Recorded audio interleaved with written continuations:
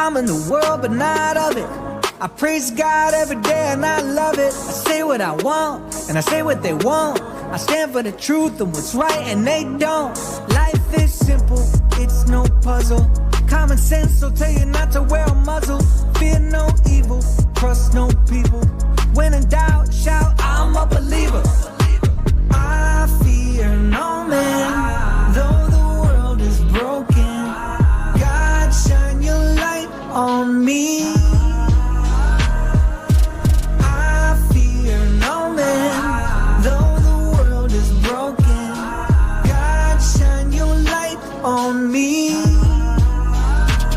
I offend everybody, the left, right, in the middle. Blame my parents because I've been this way since I was little. It used to be normal, now everybody praying to crystals. No wonder why it's so easy for the devil to trick you. They treat you like dogs, hitting muzzles all on your faces, forcing kids to wear them in schools. Doesn't this seem outrageous? They ban Bible scriptures on TikTok. Let's go to Target! Let's go to Target! Need some PlayStations! Let's go to Target!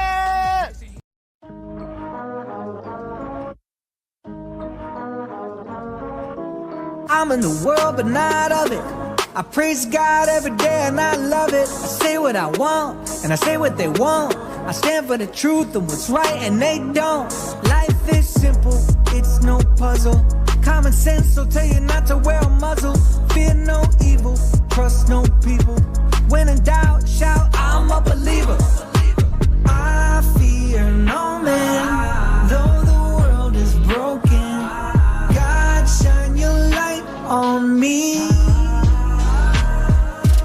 I fear no man, though the world is broken. God, shine your light on me.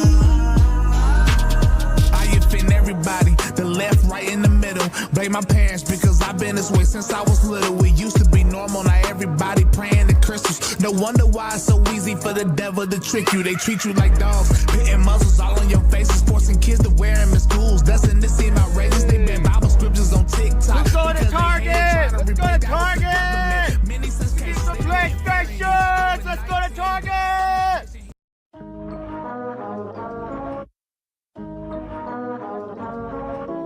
I'm in the world, but not of it. I praise God every day and I love it. I say what I want and I say what they want. I stand for the truth and what's right and they don't. Life is simple, it's no puzzle. Common sense will tell you not to wear a muzzle. Fear no evil, trust no people. When in doubt, shout, I'm a believer. I fear no man, though the world is broken. God, shine your light on me. I fear no man, though the world is broken. God, shine your light on me. I offend everybody, the left, right, in the middle. Blame my parents because I've been this way since I was little. It used to be normal, now everybody praying to crystals. No wonder why it's so easy for the devil to trick you. They treat you like dogs, hitting muzzles all on your faces, forcing kids to wear them in schools. Doesn't this seem outrageous? They ban Bible scriptures on TikTok. Let's go to Target! Trying to Let's go to replace us with the Target! government. Many such cases is getting cleared. COVID-19, guns, immigration. Here's a clue. Okay. Enough of that. Was I muted? I'm not muted. I am muted. Am I? I shouldn't be muted. I should be muted. What the? What up? What up? It's Monday night. Dreadedconservative show. Kicking the week off right. Guys, this is our third annual. I guess Columbus Day is always annual. Our third annual Columbus Day show. Happy Columbus Day, everybody. Columbus Day, where we celebrate a great Italian, Spanish, I don't know. There's a controversy there. I always thought he was Spanish, but he's Italian. Columbus, Christopher Columbus, discovering the greatest country in the world for like 100 years. Maybe not for much longer. Who knows? Coffee break. Columbus Day, and also Indigenous Peoples Day. We're going to compare and contrast the reasons behind Columbus Day.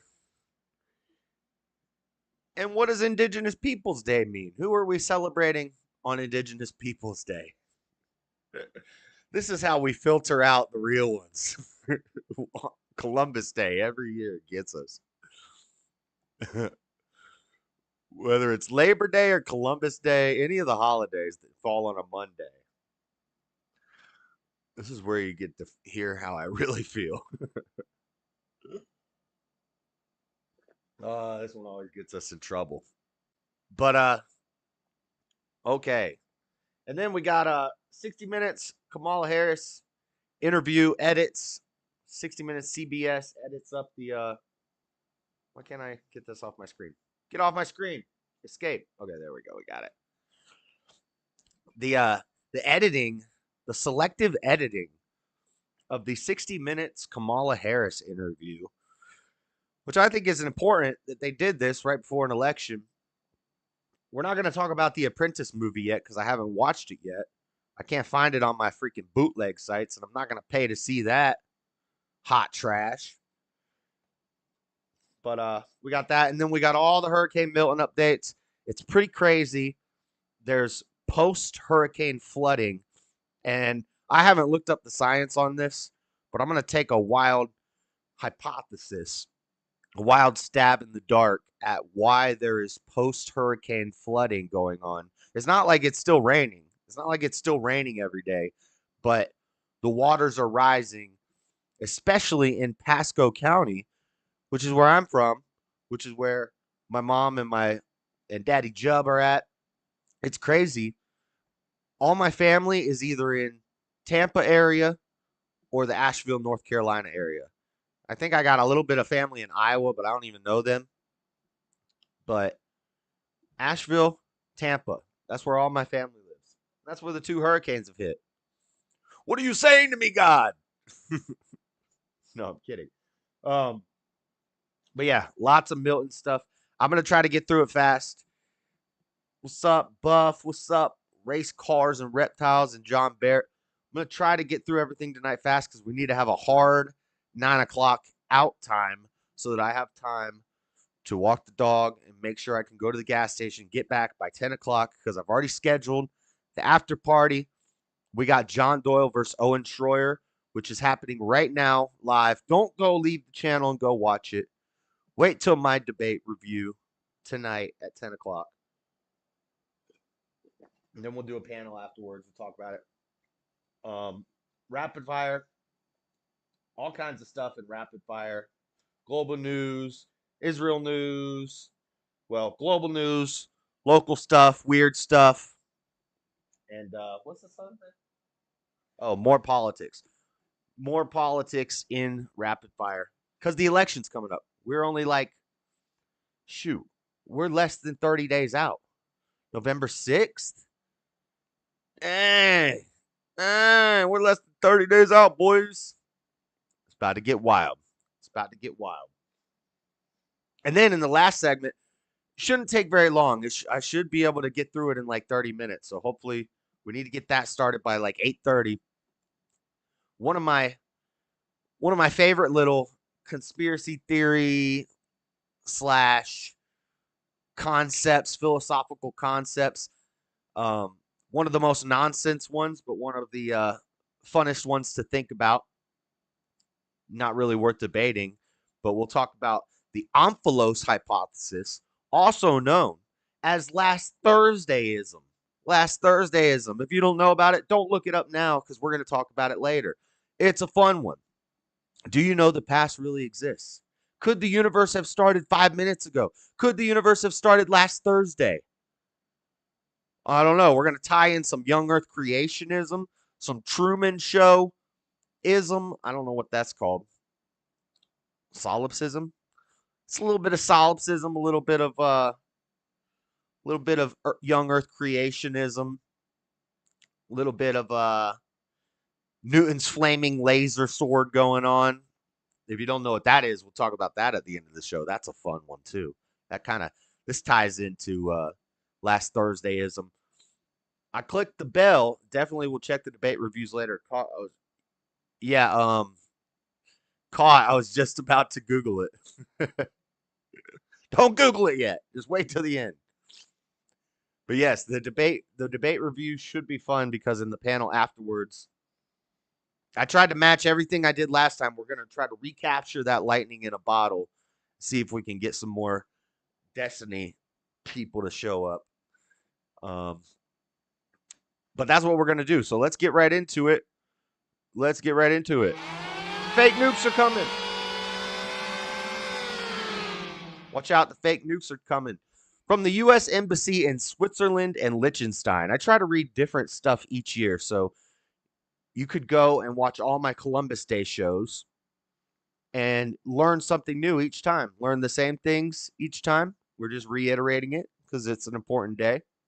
But we're going to learn some new stuff today. I learned something new this year. So we're going to talk about Columbus Day. We're going to talk about the lynching of the Italians. And what was this sheriff's name? Did I write it down? Chief Hennessy. The Chief Hennessy murder, which led to the lynching of 11 Italians, which led to Columbus Day, which was actually a day to celebrate immigrants. Did you know that? Did you know that it was a day to celebrate immigrants to America? Not colonizers, not people who came and captured land that didn't belong to anybody. Conquest. Something that's happened since the beginning of time with every culture ever, including the indigenous people. They liked conquest. Oh, they loved conquest. They just happened to dine on their victims after the conquest was over. And unlike other places, well, never mind. We won't get into that just yet, just so early. But let's read about Columbus Day / Indigenous Peoples Day from the U.S. Embassy in Switzerland.gov. Columbus Day in the U.S. is a U.S. federal holiday commemorating explorer Christopher Columbus landing in the New World on October 12th, 1492. Columbus sailed the ocean blue. 4 days before my birthday, Columbus arrived in America. It also celebrates the cultural heritage of Italian Americans, since many scholars believe Columbus Day was born in Genoa, Italy. Really? I haven't heard that. Columbus Day has been an annual holiday in the United States since 1937. Initially celebrated on October 12th, it was moved to the second Monday in October to give workers a longer holiday weekend. Damn commies. Always trying to give people days off. I don't know if I'm with that. 1937? No, we didn't have communism yet. They had good intentions with it. But everybody just wants a day off. Everybody always wanting a day off. I worked on Columbus Day. Oh, the conquest going up. That's right. The conquest going up. Italian immigrants first observed Columbus Day as a celebration of their heritage in 1866 in New York. According to the U.S. Census, there are more than 18 million people of Italian ancestry in the United States, making them the fourth largest ancestry group. The holiday continues to evoke discussions about the age of exploration and the transformations it provoked, including the injustices done to the indigenous people. The injustices done to the indigenous people. Why do they got to add that in? This is .gov. Nobody who's celebrating injustices done to indigenous people on Columbus Day. Does anybody celebrate? Is that a part of Columbus Day to celebrate the injustices that we did? Why do you add that in, Mr. .gov? Some localities in the United States have decreed alternatives to Columbus Day to honor the original inhabitants of the islands where the explorers landed. If you read the Diary of Columbus, which I've read on stream before, I read some excerpts last year. There's this one part that people will selectively edit and kind of take out of context, where Columbus is just getting to land and they get there and they see the people there and he's writing about the people there. And the way they'll spin it is that Columbus in one section writes, they're going to make great slaves. And if you read the full context, he's saying slaves to Christ. He's basically saying they're going to make great Christians. Okay. Maybe I'm biased. Maybe I'm trying to justify something here, but that's how I read it. He's talking about slaves to Christ. He says they're going to make great Christians, and we could take them back to England and make them Christians. and then bring them back here. And that's what they did. That's what they did. They didn't just come in and start slaughtering. Bro, we covered this last year. I don't remember the exact numbers. I'm not a number guy. But we looked at the numbers of who was on the Mayflower, how many people were on it. I think it was like 60 people were on it at the beginning. By the time they got here, they had like 30 people left. You think we conquered every Native American tribe with 30 freaking settlers? No, that's not what Columbus did. He didn't just roll up in here and just start freaking conquesting off the rip with 30 people who have like gangrene and what's the one you get where you got to eat oranges or you die? What's that thing they get when they're on the sea for too long and they don't have enough citrus? They don't got enough vitamin C. I forget what it's called, but they get something. These people are sickly. These people are skinny. These people are tired.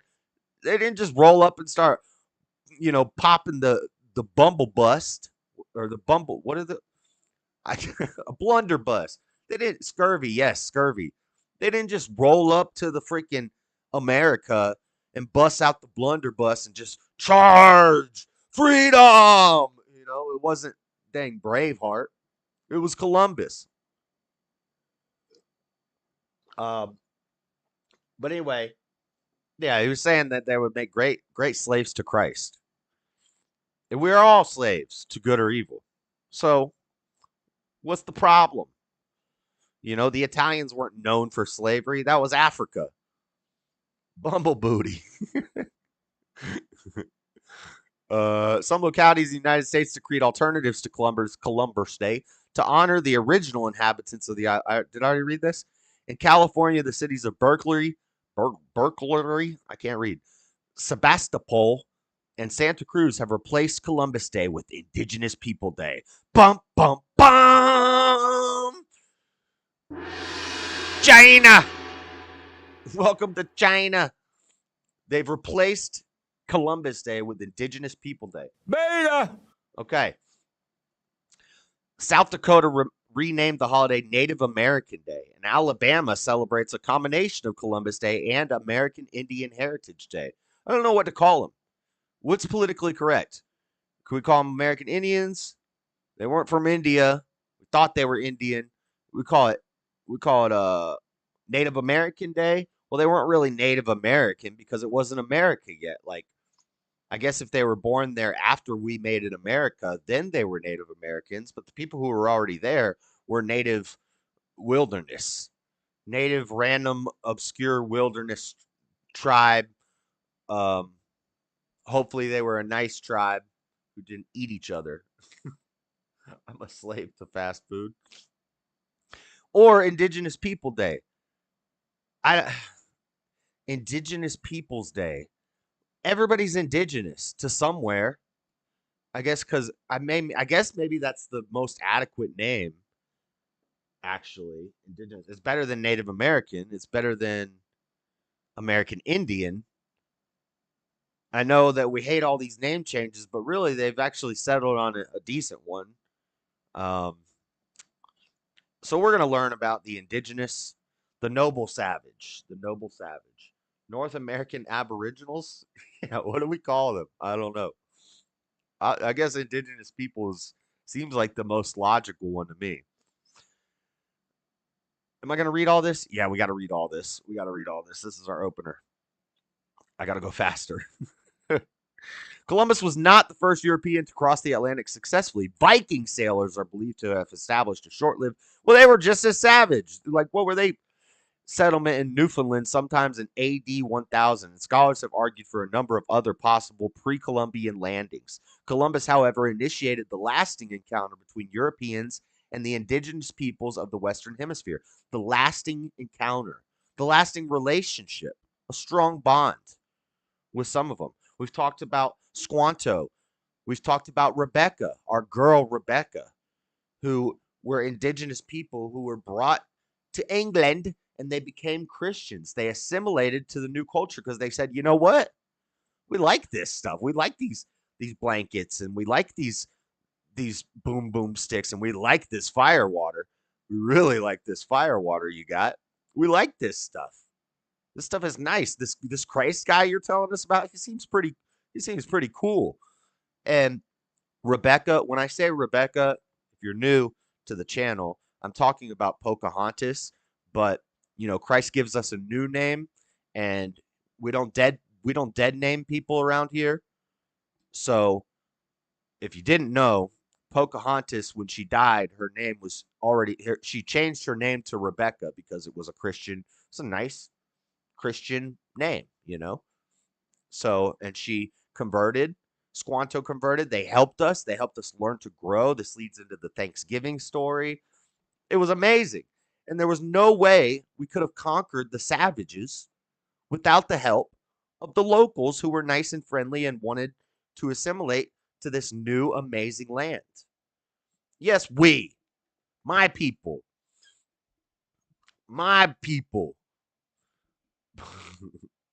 So, Rebecca converted.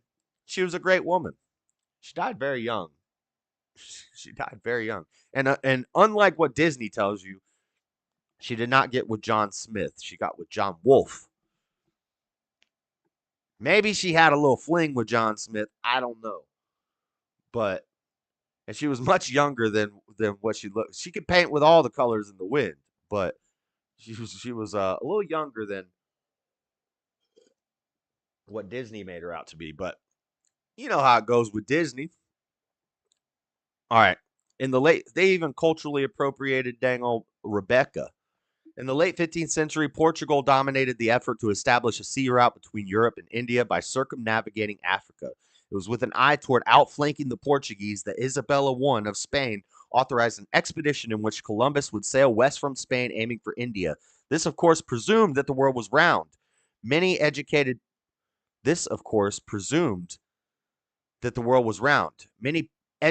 people already understood this. Wow, even back then. Even back then, they knew the world was round. They just didn't have the maps figured out yet. They didn't know there was but there were other people at the time who didn't want Columbus to go, and they would tell him, no, you're going to sail off the edge of the world, or there's going to be sea dragons out there. You might run into a Leviathan. Fortunately, Columbus did not find India. Columbus did not run into a Leviathan. Columbus did not sail off the fake edge of the earth. Columbus found America. Fuck yeah. Here to save the motherfucking day, yeah. All right. Columbus set sail with 90 men. Okay, here we go. Oh, and it wasn't the Mayflower. Sorry. I always get the Nina Pinta and the Santa Maria and the Mayflower mixed up. The Mayflower came next, right? And then we have more people. Some dang Puritans or some Quakers or something. I suck at history. But I did know that we looked at these numbers before. They sailed with 90 people. How many people made it? After sailing west for 5 weeks, the expedition reached an island now part of the British Bahamas. On October 12th, Columbus named it San Salvador and believed he had found a new route to India, hence the use of the word Indians to describe the people he met. Columbus made 3 subsequent voyages and died believing he had found the new route to India and Asia and not, in fact, the gateway to North and South America. Because the United States evolved out of British colonialization rather than Spanish claims of Columbus and his successors, the United States for many years did not celebrate Columbus' discovery, although ceremonies were held on the 300th and 400th anniversary of his first landing. In 1937, Congress and Franklin D. Roosevelt, FDR, made Columbus Day October 12th a national holiday largely because of lobbying by the Knights of Columbus, a Catholic fraternal and charitable organization. It was moved to the second Tuesday in October of 1971. So this doesn't mention anything about Chief Hennessy and the lynching of the Italians. U.S. federal government offices and most banks closed on Columbus Day. Schools typically remain open, as do most businesses. New York, San Francisco, Chicago, Boston, and Denver are some of the cities that hold festive Columbus Day, Italian heritage parades, and celebrations with colorful costumes, music, and Italian food. Let's go. Who doesn't like pizza? Am I right? Berkeley, meanwhile, has the Indigenous Peoples Day powwow in the Indian market. Boo, Berkeley. A number of other nations celebrate Columbus voyages with annual holidays. Among them are Discovery Day in the Bahamas and Columbus and Dia de la Resistencia Indigena in Venezuela. Dia de la Resistencia Indígena. So that's Day of the Resistance, Day of the Indigenous Resistance, I think. I don't know. I don't speak that. It is called Fiesta Nacional in Spain and Dia de la Raza in much of Latin America in honor of the Hispanic culture's diverse roots. So that's Columbus Day and Indigenous People Day. Let's look deeper into the foundations of Columbus Day. Something I learned from PragerU, and then I researched it. Comes to find out it's true. PragerU ain't gonna lie to you. Let's take a look at this video right here real quick. We're not gonna watch the whole thing. It's 5 minutes long. You can go find it yourself if you want to watch the whole thing. Where's my video? Right, Chaw. Let's go. Anti-immigrant sentiment was especially intense in New Orleans, where Italians... So this is talking about Chief Hennessy. This is talking about how Columbus Day origins were based off this murder of this guy, Chief Hennessy, who was the chief in New Orleans at the time. And there were a lot of Italian immigrants in New Orleans, and some trouble arises. ...were settling in large numbers. Local papers accused them of working for below-market... Exactly, B-Wise. You were picking up what I was putting down there. The one time Disney wanted the girl to look older. Yeah. ...market wages, engaging in all manner of crimes, and being more loyal to the Pope than the president. These seething resentments broke to the surface when the city's police chief, David Hennessy, was assassinated in the fall of 1890. As the chief lay dying in the street, a witness claimed to have heard him say that Dagos had shot him. The Dagos! I don't know if we're even allowed to say that on YouTube, but I guess it's informational. In context, this is not a racial slur. That's just what they called him back then. So you have to understand the evolution of words and how words came to be. In a response, authorities rounded up hundreds of Italians, eventually charging 9 of them with complicity in Hennessy's murder. When their trial resulted in 6 not guilty verdicts and 3 mistrials, the public was outraged. Oh, these people were pissed. They wanted justice for Hennessy. See, back then, we didn't riot when a cop did his job. We rioted when the people killed a cop. Further inflamed by the local press, some decided to take justice into their own hands. According to journalist Aaron Blakemore, here's what happened.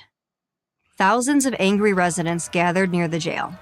Impassioned speakers whipped the mob into a frenzy, painting Italian immigrants as criminals who needed to be driven out of the city. We love Italians. A group of vigilantes stormed the prison, grabbing not just the men who had been acquitted or given a mistrial, but several extra who had not been tried or even accused in the crimes. Shots rang out. When the shooting stopped, 11 bodies were riddled with bullets and torn apart by the crowd. Outside the jail, the mob cheered as the mutilated bodies were displayed. Some corpses were hung, others... What is that, Wizard of Oz? Dang, this is like a scene from the Wizard of Oz. ...were plundered for souvenirs. The next day, the New York Times celebrated the crime with a headline that read, Chief Hennessy avenged. 11 of his Italian assassins lynched by a mob. These descendants of bandits and assassins are to us a pest without mitigations. Okay, so there was a lynching. 11 Italians got lynching. Benjamin Harrison, Republican president at the time, steps in. Says, we can't be having all you guys out here hating the Italians and lynching the Italians. It's racism. It's racism. You can't be doing that to these Italians. We got Irish slaves. We got Italians being lynched. We got racism. This is racism in America. In the heck year was this? 18 something? Long time ago. Lynching of Italian people. So Benjamin Harris steps in, and then conclusion is they become hard workers. They help build America. Doesn't this story sound familiar? Of course, Italian Americans have made countless and enormous contributions to every area of American life over the nation's 250-year history. At least one signer of the Declaration of Independence was Italian American. Many cabinet members and Supreme Court justices have been of Italian descent. Not to mention legendary athletes like Joe DiMaggio, Nobel Prize-winning scientists like Enrico Fermi, and many prominent artists, actors. Fermi, is that the the Fermi paradox? Is it the Fermi paradox, or is that a different guy? I don't know. And actresses, including the most beloved singer in American history, Frank Sinatra. Frank Sinatra! In 1937, you know who loves Frank Sinatra? Trump loves Frank Sinatra. Is it true? I do. Oh. President Franklin Roosevelt proclaimed Columbus Day an official U.S. holiday. But if a new mob has its way, it may not be one for long. I'm Alana Mastrangelo, reporter for Breitbart News. What up, Alana Mastrangelo? Let me holler at you. I'd like to get a lot of Mastrangelo. My name is Alata. Alata Vagina. Okay. Fact check. True. From encyclopedia.com. The murder of police chief David Hennessy. We just heard about that. He got shot on his way home in a light drizzle in New Orleans. Who killed him? He said the Dagos did it. So, and then if you Google it, the largest mass lynching of Italian Americans in the United States occurred in New Orleans on March 14th, 1891, when a mob murdered 11 Italian men.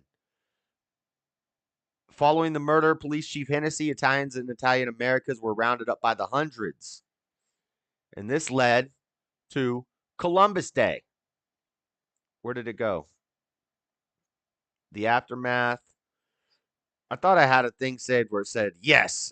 I asked Google, did Columbus Day start because of lynching of Italians? And it said, yes, Columbus Day started because of the lynching of Italians. So it was meant to sow unity. It was meant to bring us back together. And then you throw in Thanksgiving with that. I think we've been my people, the WASPs. Are Italians considered WASPs? I think so, right? They should be. I ain't never been to no Caucasus Mountains. I ain't never been to no Asia. I'm not Caucasian. I'm a WASP. So, all that goes down. We get Columbus Day. Let's go. Shout out America.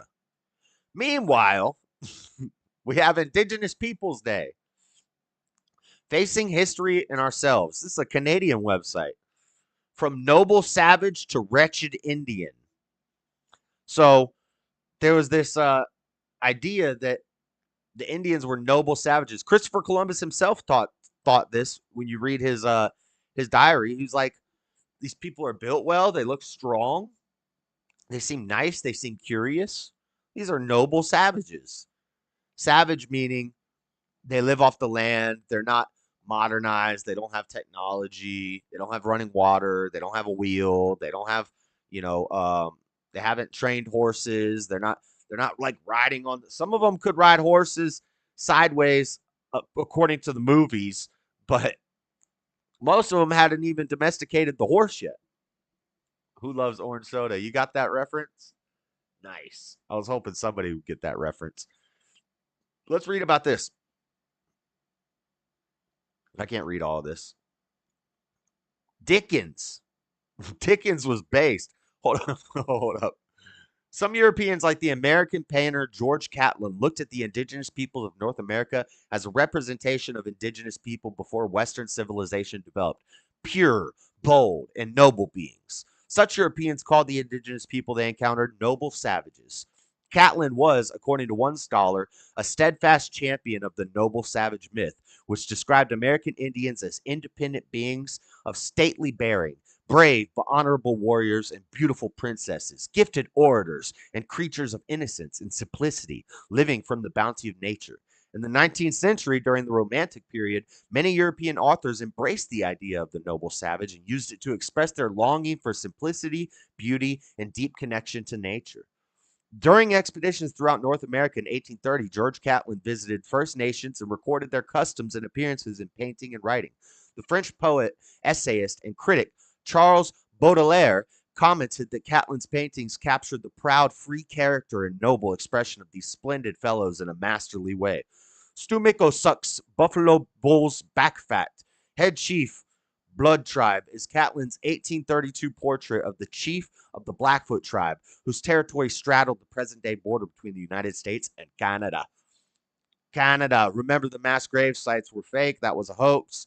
Newsom, you're lying. That wasn't true. They weren't just out there. Catholics weren't just out there killing all these Native American children in their Catholic schools and burying them in mass graves. That was a hoax. We did a whole breakdown of that lie. To come to the point at once, Noble Savage, I consider him a prodigious. Okay, so now we get to Dickens' thoughts. Charles Dickens, the most popular British writer of the 1800s, captured the change in attitude in his 1953 essay, The Noble Savage. Before this essay was written, Dickens attended an exhibition of the works of George Catlin. In the essay, Dickens reacts to the main theme of Catlin's work, the nobility of the indigenous people the artist encountered in North America. To come to the point at once, I beg to say that I have not the least belief in the noble savage. I consider him a prodigious nuisance and an enormous superstition. His calling rum firewater and me a paleface wholly fail to reconcile me to him. I don't care what he calls me. I call him a savage, and I call a savage a something highly desirable to be civilized off the face of the earth. He is a savage, cruel, false, thievish, murderous, addicted more or less to grease, entrails, and beastly customs, a wild animal with the questionable gift of boasting, a conceited, tiresome, bloodthirsty, monotonous humbug. Yet it is extraordinary to observe how some people will talk about him, as they talk about the good old times. There was Mr. George Catlin some few years ago with his Ojibwe Indians. Mr. Catlin was an energetic, earnest man who had lived among more tribes of Indians than I need reckon up here, and who had written a picturesque and glowing book about them. With his party of Indians squatting and sitting on the table before him, or dancing their miserable jigs after their own dreary manner, Dickens going in. He called in all good faith upon his civilized audience to take notice of their symmetry and grace, their perfect limbs, and the exquisite expression of their pantomime. And his civilized audience, in all good faith, complied and admired. Whereas, as mere animals, they were wretched creatures, very low in the scale and very poorly formed. It is not the miserable nature of the noble savage that is the new thing. It is the whimpering over him with maudlin admiration, and the affecting to regret him, and the drawing of any comparison of advantage between the blemishes of civilization and the tenor of his swinish life. To conclude, as I began, my position is that if we have anything to learn from the noble savage, it is what to avoid. His virtues are a fable. His happiness is a delusion. His nobility, nonsense. The world will be all better when his place knows him no more. Damn, Charles Dickens going in. What?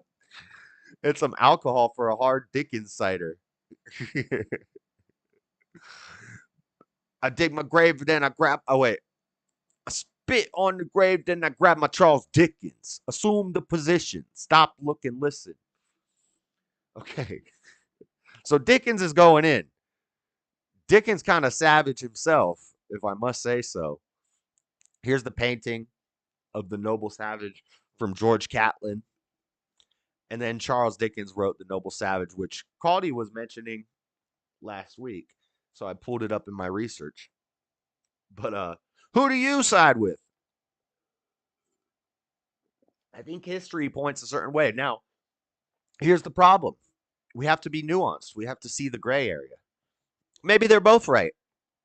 In fact, they probably were both right, because the thing is, there was hundreds of tribes, right?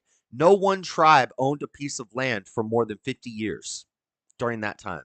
They fished and hunted more wildlife to extinction than any culture in history, in the history of the world. Some of the tribes cherished the land and things like that, but they didn't have concepts of trade. Germ theory wasn't really a thing yet, so we didn't bring them blankets. We're just going to dispel all the myths that we like brought these secret smallpox blankets to wipe out the natives. That didn't happen. And many of these tribes did a lot of not so savory rituals that we would consider savagery. They ate people, some of them. They warred. They attacked each other. We found the reasonable ones, the peaceful ones.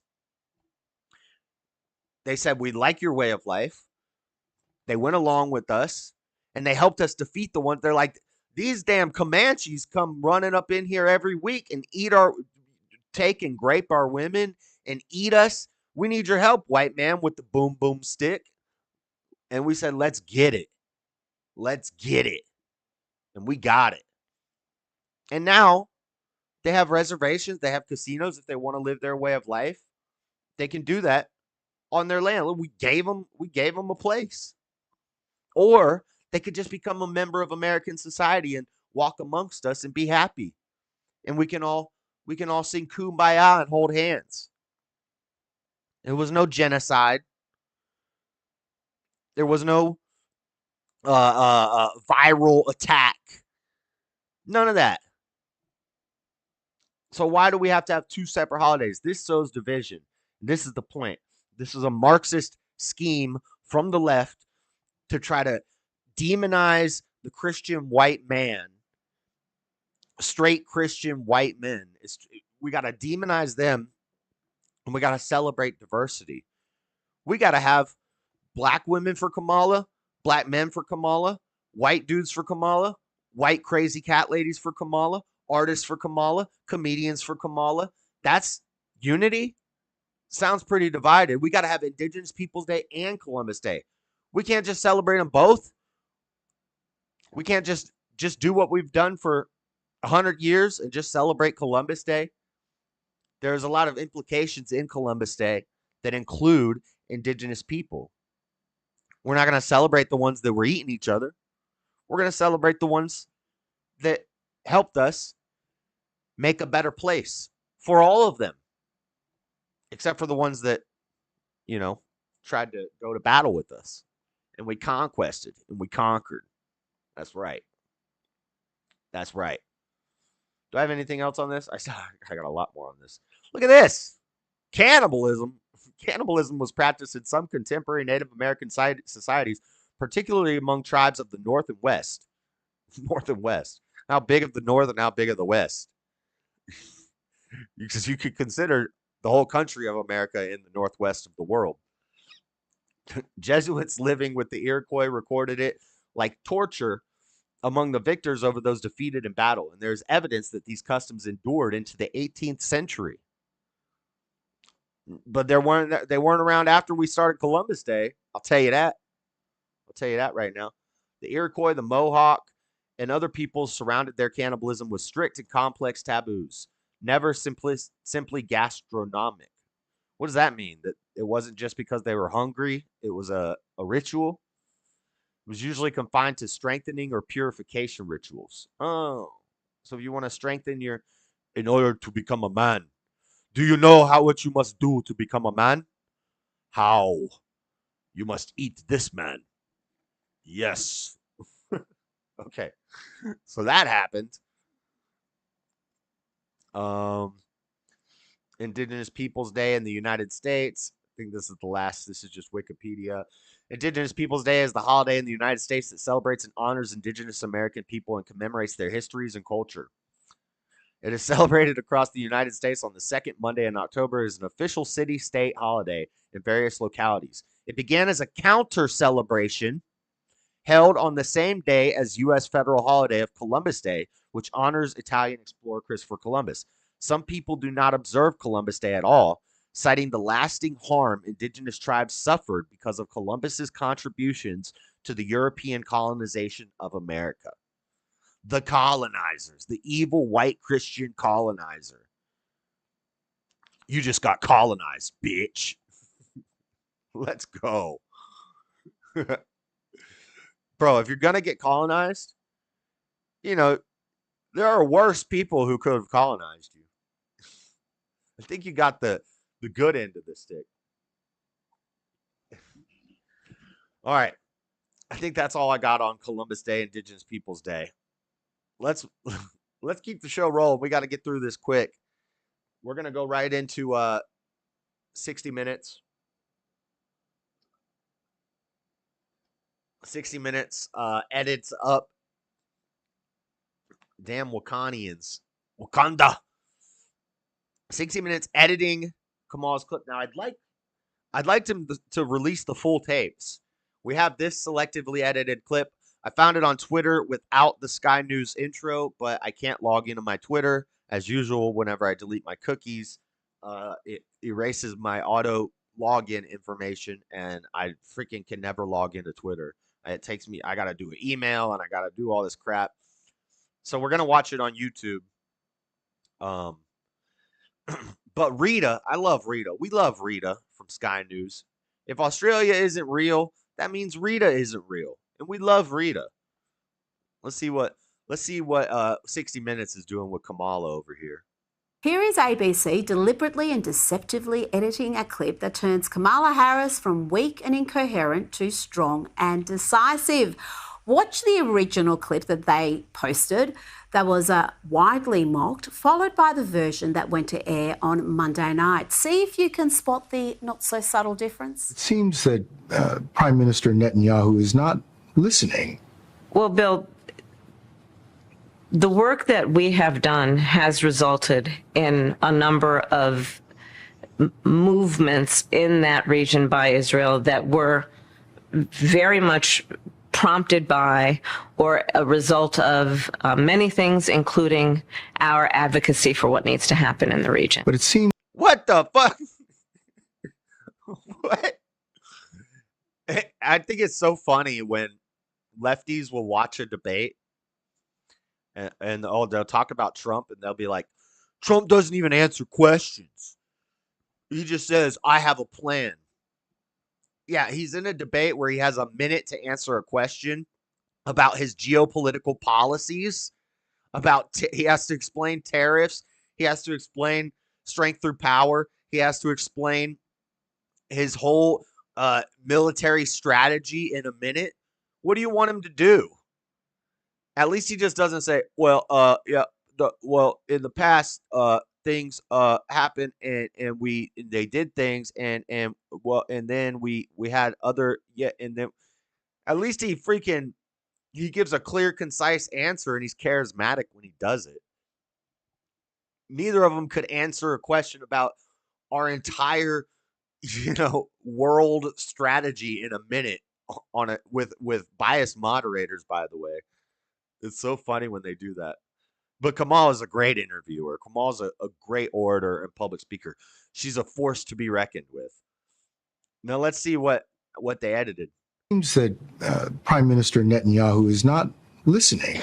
We are not going to stop pursuing what is necessary for the United States to be clear about where we stand on the need for this war to end. Wow.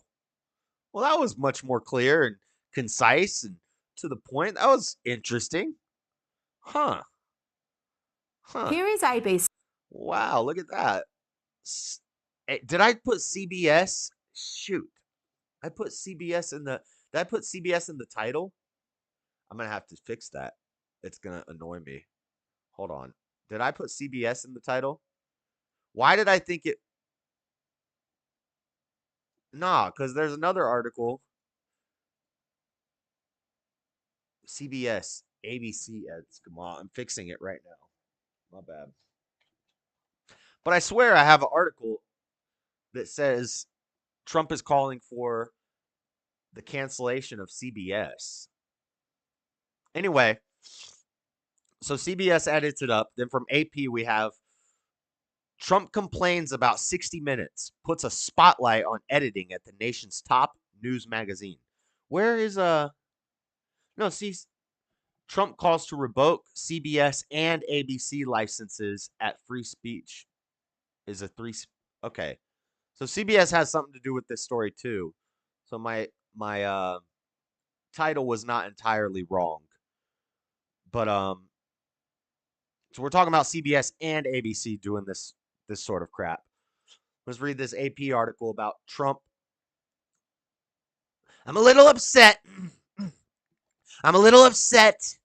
CBS. Fake news. We saw you edited that clip. We saw Kamala, mommy Kamali, what does he call her? What does he call her? What's he call her? Kami Mama? No, Kamala. We saw the edited clip. We know you changed it. That's not how it really went. Anyway, Trump wasn't happy. He put a spotlight. Says AP. Donald Trump skipped a 60 Minutes interview this past week, but he's attacking CBS for how it handled its session with opponent Kamala Harris, calling it giant fake news scam and suggesting the network was out to protect her.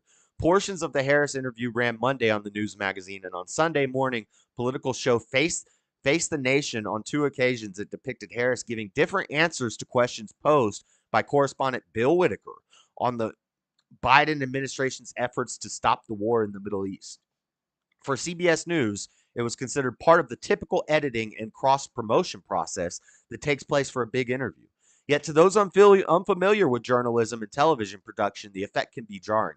Are you implying that Trump is not familiar with television production? Interesting. That's an interesting thing. Comrade Kamala. Is that what they call her? No, he calls her something different. Tampon Tim. How did Harris appear to give 2 answers? Whitaker interviewed Harris on Saturday afternoon, October 5th in Washington for the special broadcast that aired Monday, 2 days later. But 60 Minutes offered a portion of that interview to colleagues at Face the Nation, both to give the Sunday morning show some fresh news and to tease the longer interview. At one point, Whitaker observed that it appeared Israel's Prime Minister Benjamin Netanyahu did not appear to be listening to the administration's suggestions. Well, Bill, the work that we have done has resulted in a number of movements in that region by Israel that were very much prompted by or result of many things, including our advocacy for what needs to happen in the region. The vice president said in the response on the Face the Nation clip. On 60 Minutes, after Whitaker said the same thing, Harris answered, "We're not going to stop pursuing what is necessary for the United States to be clear about where we stand on the need for this war to end." Remember, we end in upward inflection.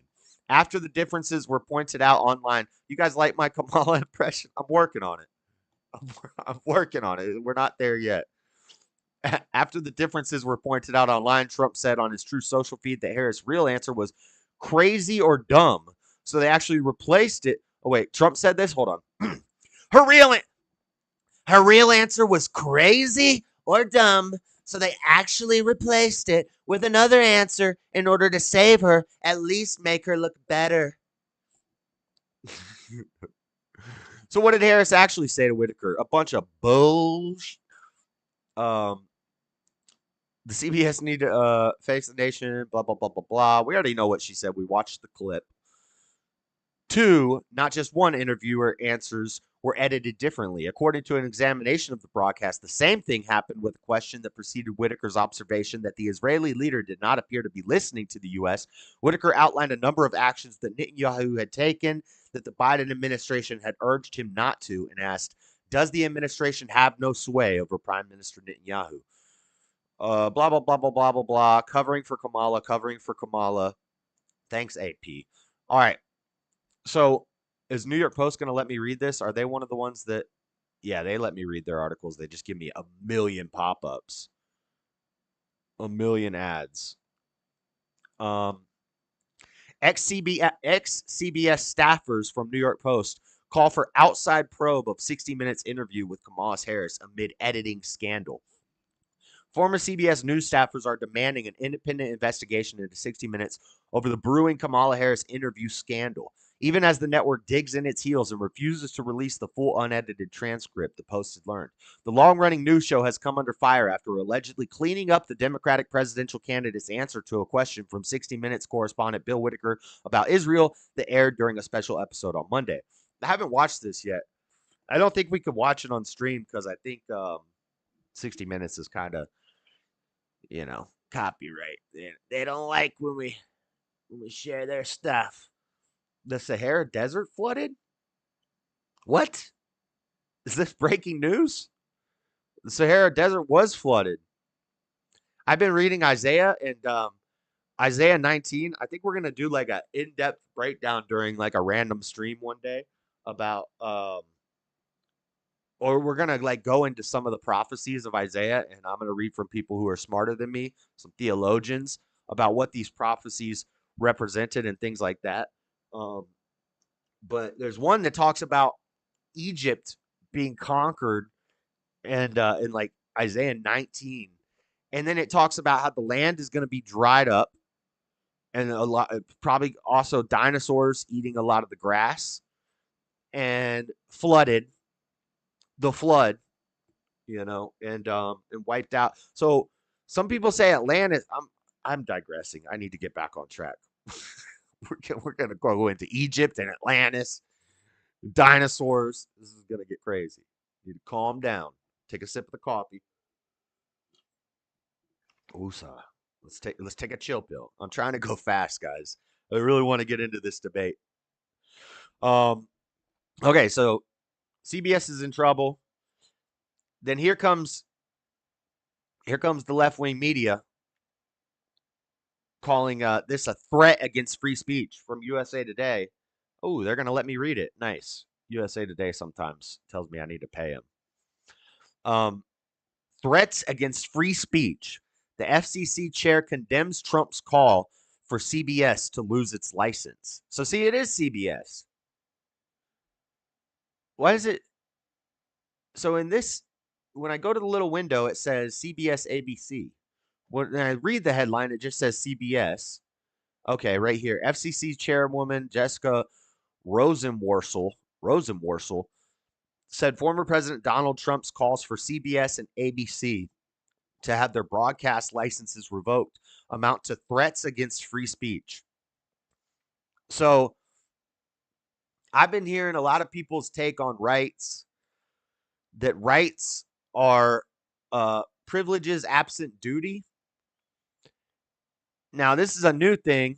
I kind of like it. It's interesting, but I always understood all rights come with an implied responsibility or duty.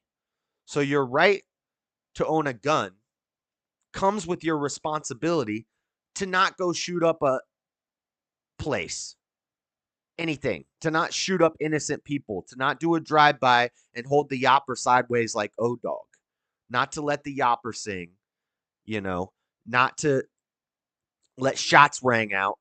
Who shot you? The responsibility of being able to have the 2A, the right to the Second Amendment comes with the responsibility to not kill innocent people with your pew-pew, right? The right to free speech comes with the responsibility to not tell lies. The right to gather and protest the government comes with the responsibility to not riot. Every right comes with an implied responsibility. So back in the old days, the media was held more accountable for their reporting.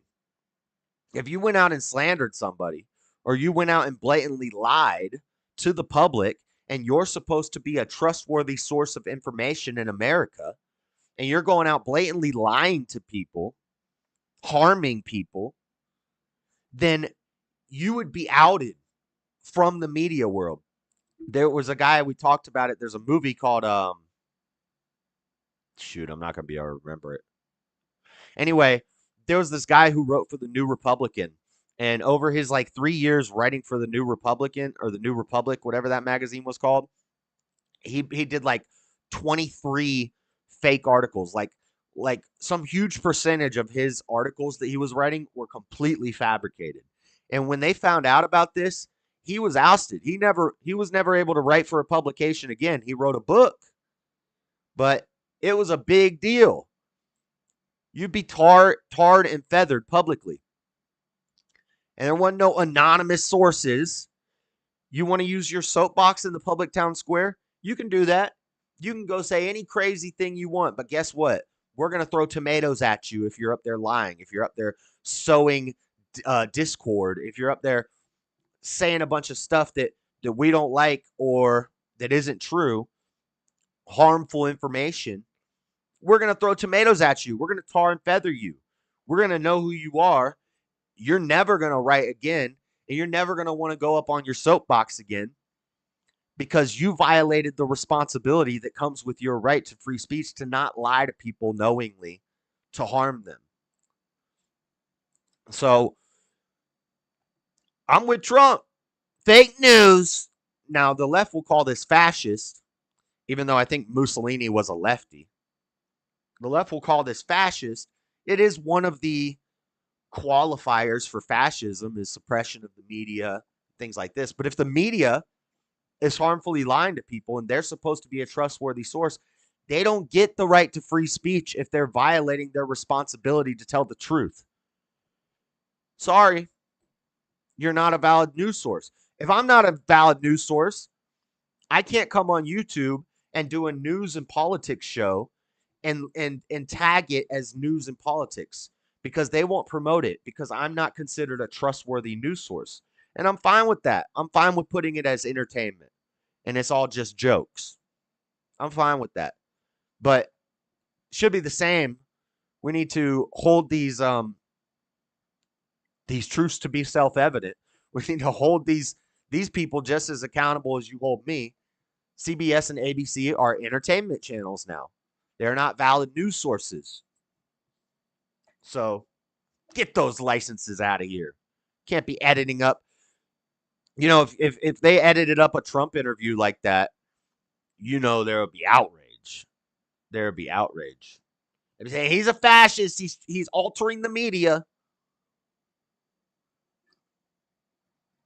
Anyway, do we have any more on this? No. Now we got a long segment on Hurricane Milton we got to get through. Hurricane Milton, we'll cover the main devastation, the damages, what happened with Milton. It was heading straight for Tampa, but just like I always tell you guys, it always dodges Tampa. It swung south, left. It swung. The Earth is round, guys. It swung south at the last moment, and it did do some damage to Tampa, St. Pete, Florida in general. But now we're going to talk about how it is causing post-hurricane flooding. And I'm going to try. I don't have the science pulled up. I didn't have time to do all that. We're going to do a little theory crafting. And I'm going to tell you why I think this is happening. And I'm a smart guy. I'm a really intelligent. I'm like a smart person. Okay. First, let's look at the initial results. This is from Weather Center or weather.com. Hurricane Milton brought devastation across Central Florida. Recap. At a glance, Milton came ashore near Siesta Key, Florida as a major hurricane, Category 5. High winds, flooding, rain, and storm surge pummeled Central Florida. It was estimated to be record-breaking Gulf Coast storm surge, 8 to 15 feet for more than 100 miles of coastline. That actually didn't happen. It actually sucked the water out, and there wasn't a huge storm surge. But now, I think we're seeing the results of that, what's happening now. High winds, flooding. Milton was the season's second Category 5 hurricane. Following Hurricane Helene's devastating strike in Florida's Big Bend, Milton struck 2 weeks later, bringing catastrophic rainfall, flooding, 100-mile-per-hour gusts, a tornado outbreak, and a storm surge in Florida's Central Peninsula. And so here's here's Hurricane Milty. Now, somewhere in here, people stopped it, and it looked like a skull. It looked like a skull with an Indian headdress, and all the Native Americans were like, this is for what you did to my tribe right before Indigenous Peoples Day. How? Oh, we got the meme for it. They're like, look, it looks like a skull. Like somewhere right in here. Whatever, I don't know. I don't get it. Anyway, so there's Milton.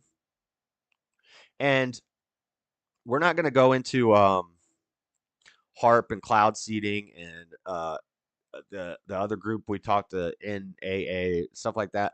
I think it's in bad taste, but eventually, I don't think I've ever done like a full breakdown of weather research. Apparently, this is a harmful conspiracy theory now. We're not going to really go much into this, but one day I will do a show and we'll go through everything because I've looked into a lot of it. The military things where they're putting dry ice into the hurricanes, and we were talking about it last week where the hurricane redirected after it went through Florida, and then they dropped a bunch of dry ice into it with B-51 bombers, and the hurricane like swung back, and then it hit Savannah, Georgia, in the 70s. And then there's HAARP is messing with the weather and the aurora borealises. And then China did some experiments, and then the Nazis did some experiments. One day we'll do a full breakdown of that when it's not hurricane season, because I think it's in bad taste. Regardless of how it happened, it happened. We're just covering the destruction. People trapped from CNN, people trapped in apartments send SOS signatures after Milton floods the area. There's a headline. Video rips through neighborhoods as Milton approaches. They're going to give me an ad, aren't they? A Chewy pharmacy. Yeah, they're going to give me an ad. Let's watch this ad. A security camera captured the moment an apparent tornado blew by a house in Fort Myers, Florida. However, owner Dylan Boehm told CNN that he evacuated the area, but has been checking surveillance cameras at his home. Come on, ad. I have YouTube videos that I don't have to worry about ads on. I should just pull those up.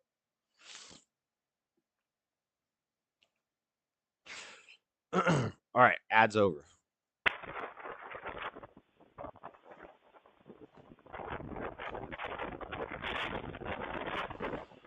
Where's the there's the tornado. I see it. Not a huge tornado.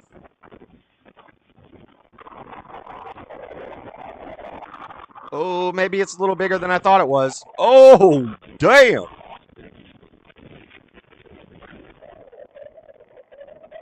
That's crazy. Yeah, that's a tornado. Hey, hey, hey. Okay, we're not watching two ads. Sorry.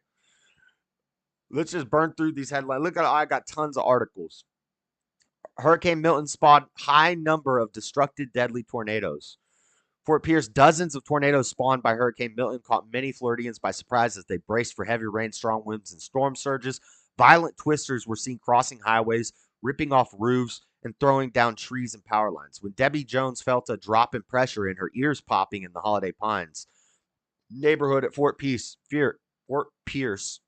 she knew it was a tornado. All of a sudden, the power went out. I started hearing wind picking up, and debris started hitting them loudly. Hitting very loudly. So I cranked the hurricane shutter shut and bolted out of there with them, said Megan Brown. Whose boyfriend is Jones' son. The family barricaded together with their 4 dogs in the back of the house away from the windows. 7-Eleven got yanked. There have been 38 preliminary eyewitnesses reports of tornado in Florida since Wednesday night, according to the National Oceanic. This is the place. The NOAA. The NOAA, the National Oceanic and Atmospheric Administration. The NOAA. They're the ones who dropped dry ice into the hurricane and caused it to redirect and strengthen and come back at America. So it had already passed through. They dropped a bunch of dry ice into it. Just see what would happen. Let's just see what happens if we drop a bunch of dry ice in a hurricane. which caused pressure changes. The hurricane, which was dying out, strengthened and altered course and went straight at Savannah, Georgia in the 1970s. Look into it. The NOAA. They like to fly planes through hurricanes, and Lord knows what they're doing. The state sees 50 tornadoes on average, a total in a whole year. The number confirmed is expected to rise over the coming days as damage sites are assessed. Certainly, that will be a notable part of this storm, was how many tornadoes occurred in a short period. So lots of tornadoes. Lots of tornadoes coming from old Milton. Hurricane Milton's winds topple crane that was building West Florida's tallest residential tower. Look at this picture. I don't know if we have video in this. We might in the little collage that we're going to watch. But why? Whose idea was it to leave the. And first off, is it true if you have these cranes that they're not supposed to be left out leaning over the road? They do that all the time. And we've watched stories on the show of these freaking cranes falling on people and falling on cars and stuff. You know how crazy that would be if you were just sitting parked at a stoplight and a crane fell on you? Why would they leave this up during a hurricane? Anyway, well, I guess we got to get back to construction. Knocked out the whole corner of this building. As Joe Biden once said, anyone named Dean is okay with me. Did that source come from 4chan or is this an actual news article? I don't know, Dean. Have I ever used 4chan as a source? And did I just ask yourself? Just ask yourself how often I go to 4chan or Reddit for my sources. Just, Anyway, again, from AP,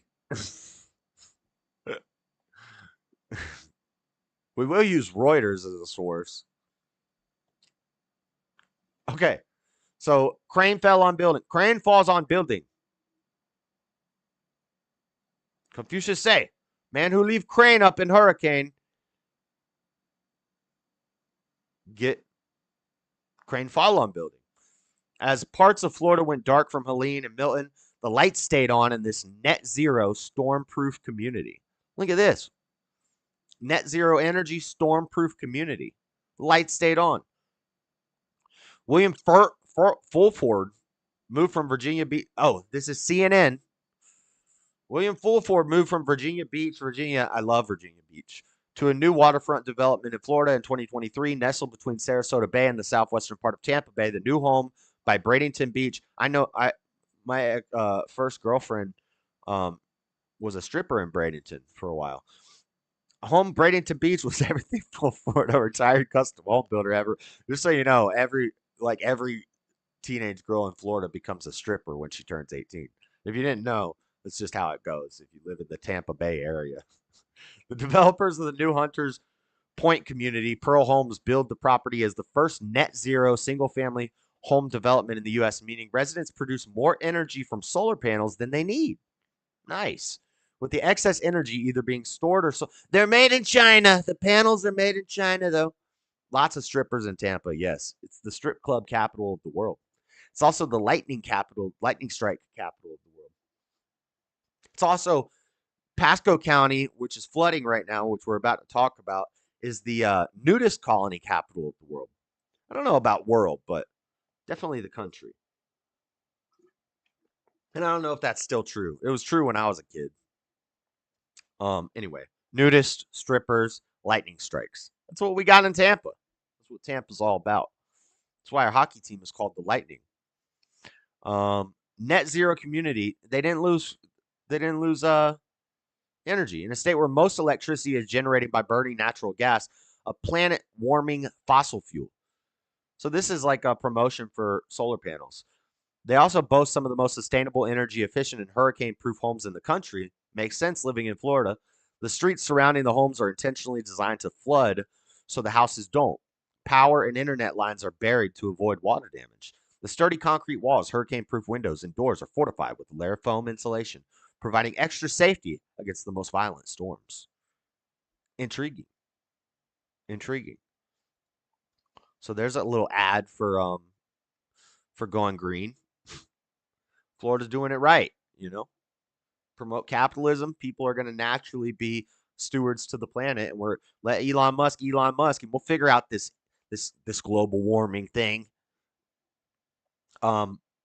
Anyway, one of the aftermaths, I guess, collateral damage is that after yet another hurricane and FEMA failing yet again, since, they give all their money to housing and transportation of illegal immigrants, and the government gives all our money to Ukraine and Israel, they just don't have a lot of money when we get hit by a hurricane.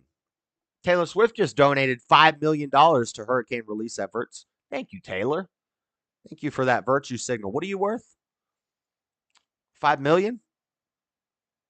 You gave 5 million. You could give a little more, Taylor. Taylor, just give a little more next time. 5 million? Come on. So from Reuters, U.S. Republicans condemn hurricane misinformation spread by their own party.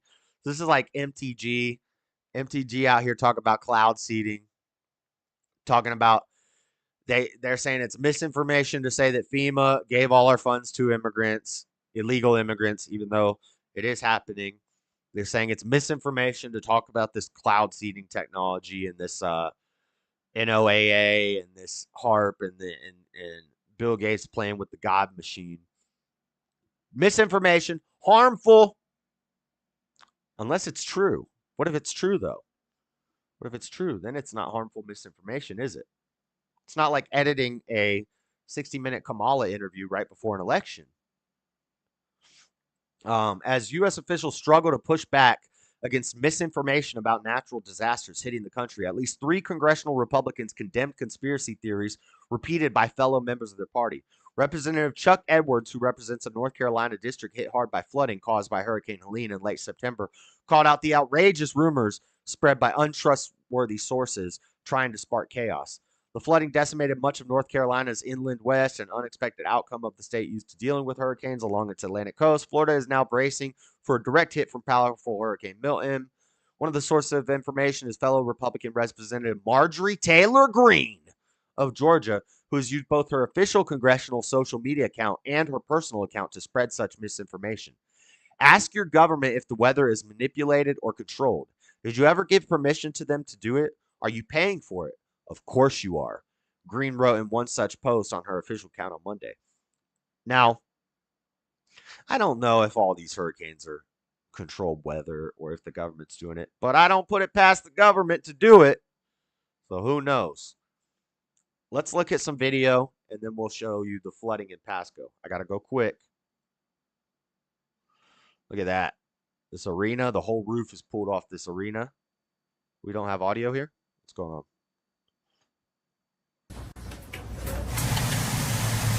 Tree debris everywhere. Tree debris everywhere. Piece of a tree.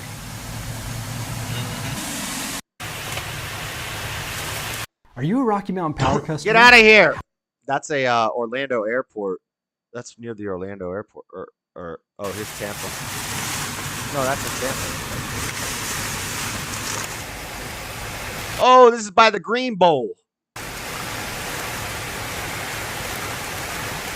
I remember last week we were watching a video and I said, why is there debris in all the front yards? The reason that this could be from Milton, but the reason there was a bunch of debris in the front yards of the houses that were battening down the hatches for Milton was that was debris from Helene that hadn't been picked up yet. What is Swift's current net worth? Per Forbes October 5th update, the singer's net worth is now pegged at $1.6 billion. $1.6 billion. She can only give $5 million. Come on, Swifties.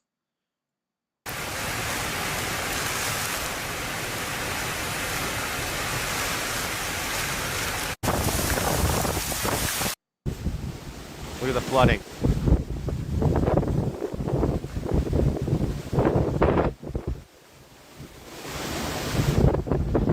This looks like it might be in oh, it's Fort Myers. Going underwater quickly. So that's crazy. So that Hurricane Milton. This is from 10 News Tampa Bay. It's just a sick feeling in your gut. Yeah, it's a punch to the gut, and it just don't. Bro, can anybody understand a word this guy is saying? It's just a sick feeling in your gut. Yeah, it's a punch to the gut, and it just don't go away. What did you just say, Boomhauer? It's just a sick feeling in we got, and it didn't got away. And her dad was a billionaire? Yeah, they got more than $5 million. The National Guard came in and we waited so we could get out safely. I was not leaving my dog behind. So I got my puppy and here we are. animal rights. I want to welcome you now to our continuing coverage of Hurricane Milton here on 10 Tampa Bay. On this, hold up. What up, Caitlin Lockerbie? This Friday morning at 9 a.m. Good morning, everyone. I'm Jamison Euler. I'm Caitlin Lockerbie. This night. I don't even care what y'all about to say. Caitlin could get it. Then Caitlin over here smoking. 9 a.m. special edition as we track the aftermath of Milton here across the Tampa Bay area. I didn't hear anything you just said, woman. Thanks for sticking with us here. We've got a lot to get to. Sorry, I digress, guys. I'm digressing. There's a digress in progress. Anyway. Okay. Battle tanks. 17 dead as Florida power outages and flooding persists from ABC. About 48 hours after Milton made landfall, nearly 2 million customers remained without power. Made a landfall as a Category 3, so it did drop in power. I thought it was Category 5 when it hit. At 8:30 p.m. Wednesday near Siesta Key, a barrier island next to Sarasota. Now a post-tropical cyclone, Milton is expected to continue weakening over the next several days. At least 17 people have been confirmed dead. That number is going to continue to rise.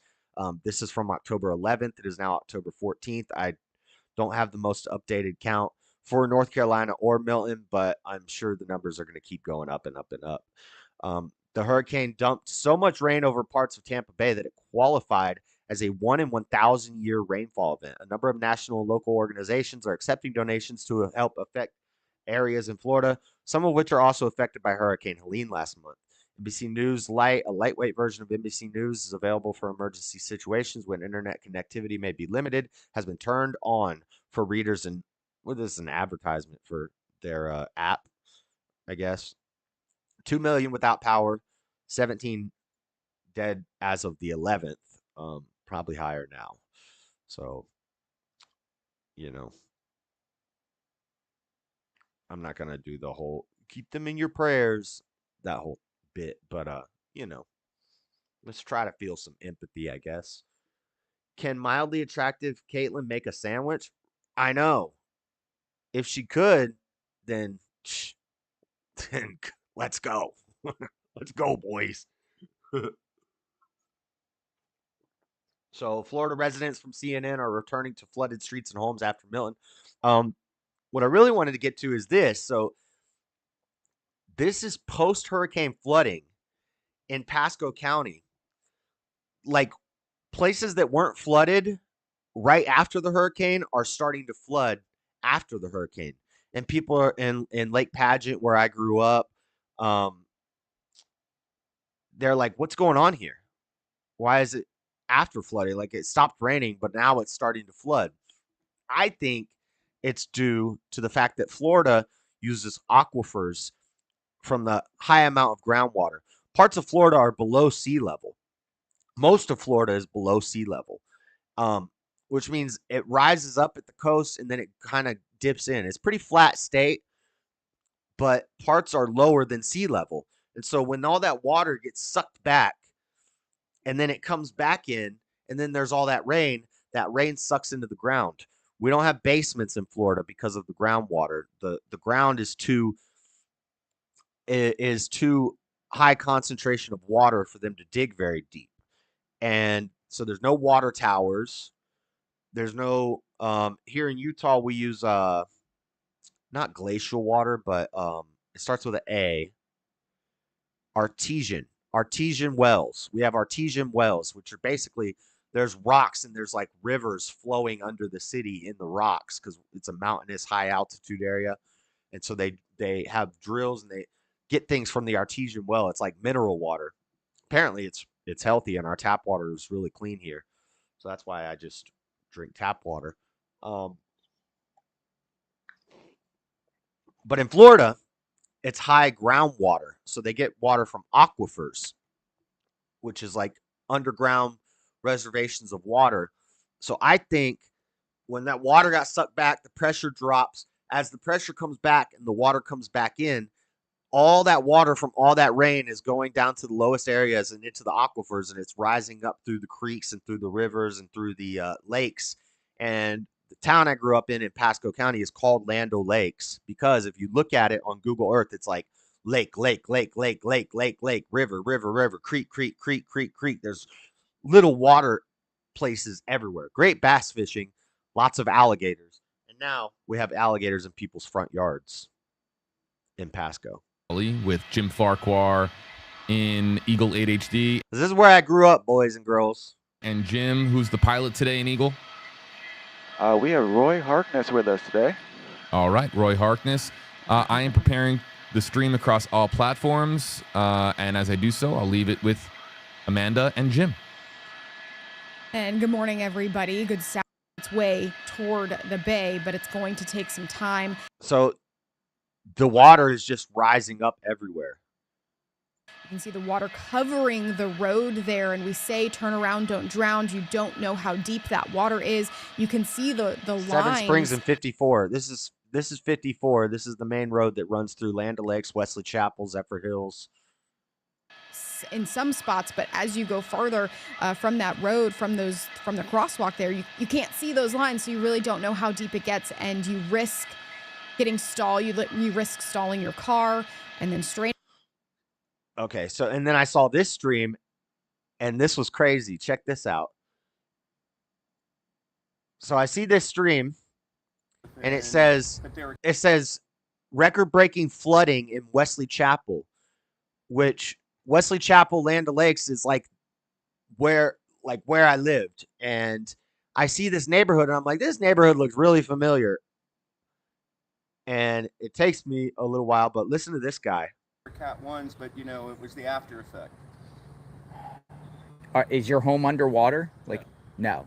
Just the electric's on. I can see with my ring camera how far it is. So it's about to the driveway. I'm in a kind of a high spot back there, but how horrible. Did they give you any indication? Has it crested? Is it going to go higher? There's conflicting stories. I think the last time it was at 13. This guy, I was like, he seems kind of liberal.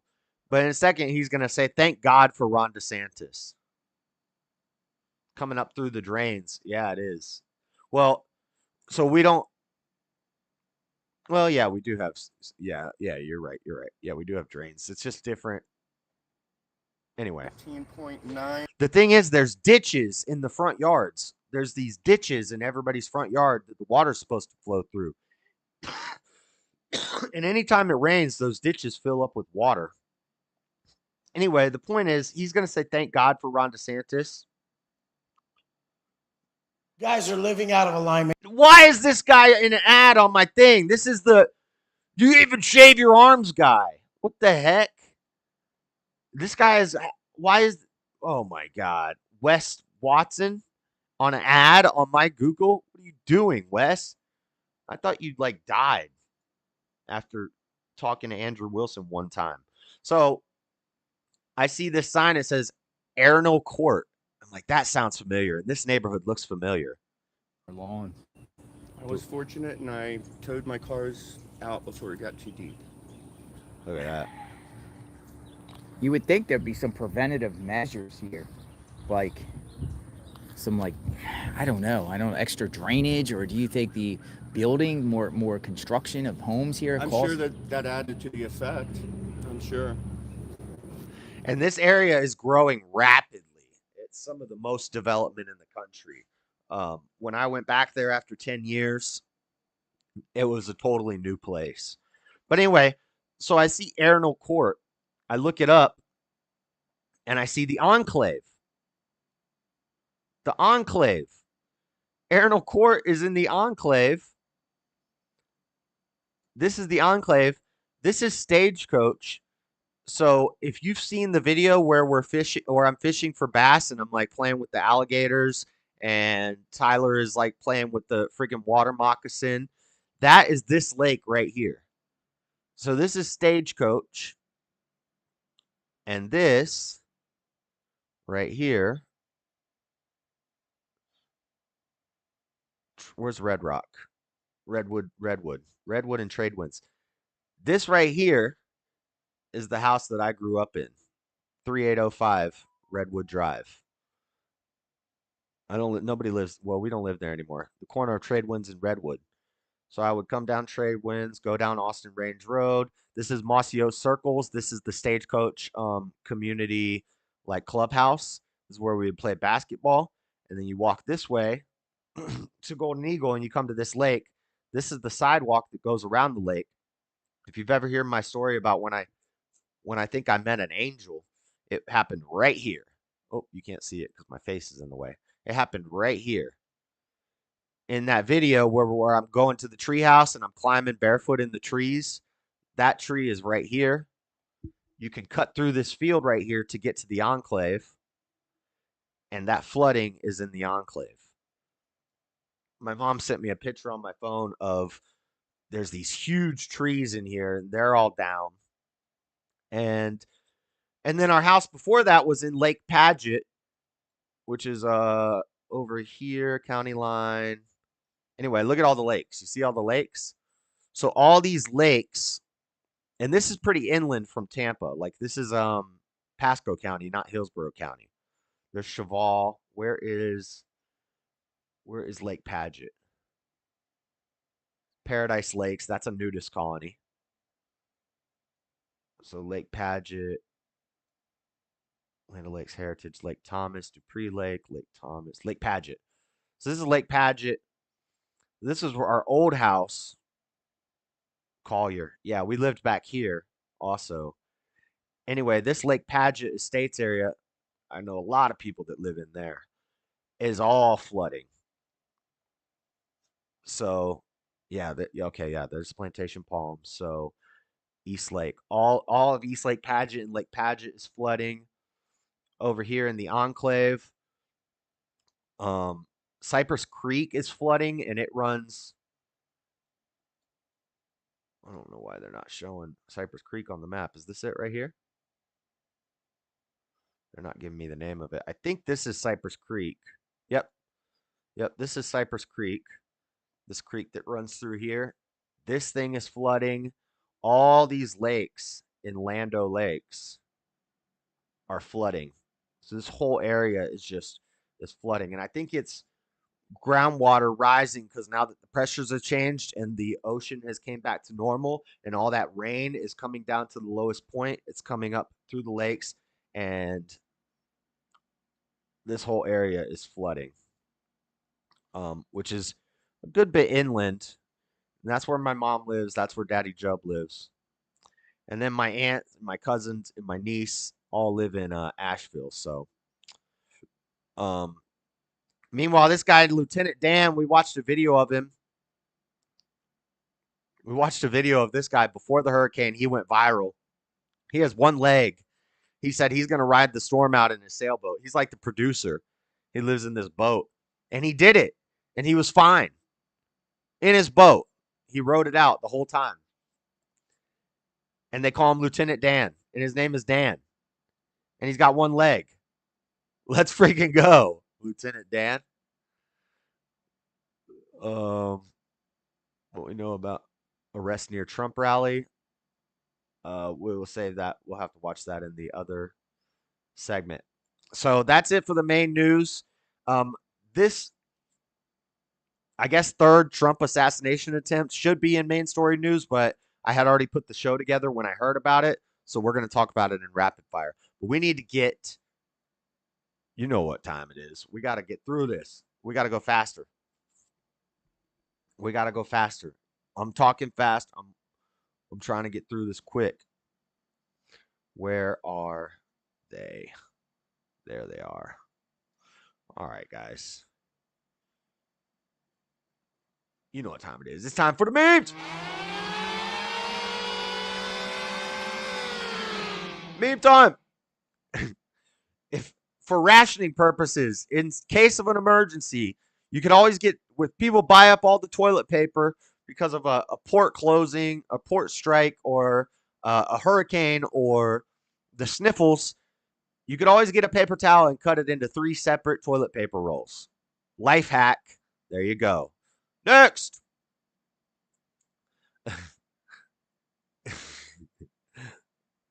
Next. Not a cell phone in sight. Just people living in the moment. Living their best life. Not a cell phone in sight. Look, everybody's happy. Nothing could possibly go wrong in this situation, right? Am I right? That's Sarah Connor. Oh, no. The fake nukes are coming. The fake nukes. Okay. Next. What the heck? Anybody recognize this mushroom that looks like it's 35 and ready to settle down? This mushroom looks 35 and ready to settle down. Dang, what's wrong with this mushroom? Next. Dang, that mushroom looks provocative. Okay. I don't know if I'm allowed to read this. I don't know if I'm allowed to read this one. Have you ever been to the Bish Naga Cafe? Dang. Next. Look, now the Indians revealed themselves. I just drew this up and it was in my vision. Even have their headdress on.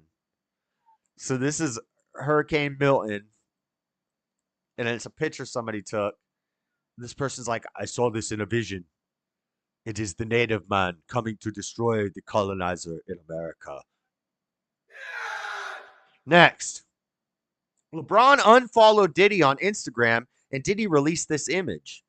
What the? Now, this is a real image. LeBron has responded to it. It is not AI like the pink dress one. It's funny they did the pink dress and everybody's like, that's AI. But then they find this. And LeBron says he lost a bet that night at a party. And that's why he dressed up in this very provocative outfit. You know. Beta! LeBron, he's the tennis player. He's that tennis player guy. Or volleyball or something like that. He plays with balls for a living. That's who this guy is. But how did Diddy release this image? Did Diddy release it? He's in solitary. I don't know. But there you go on that. The diddler.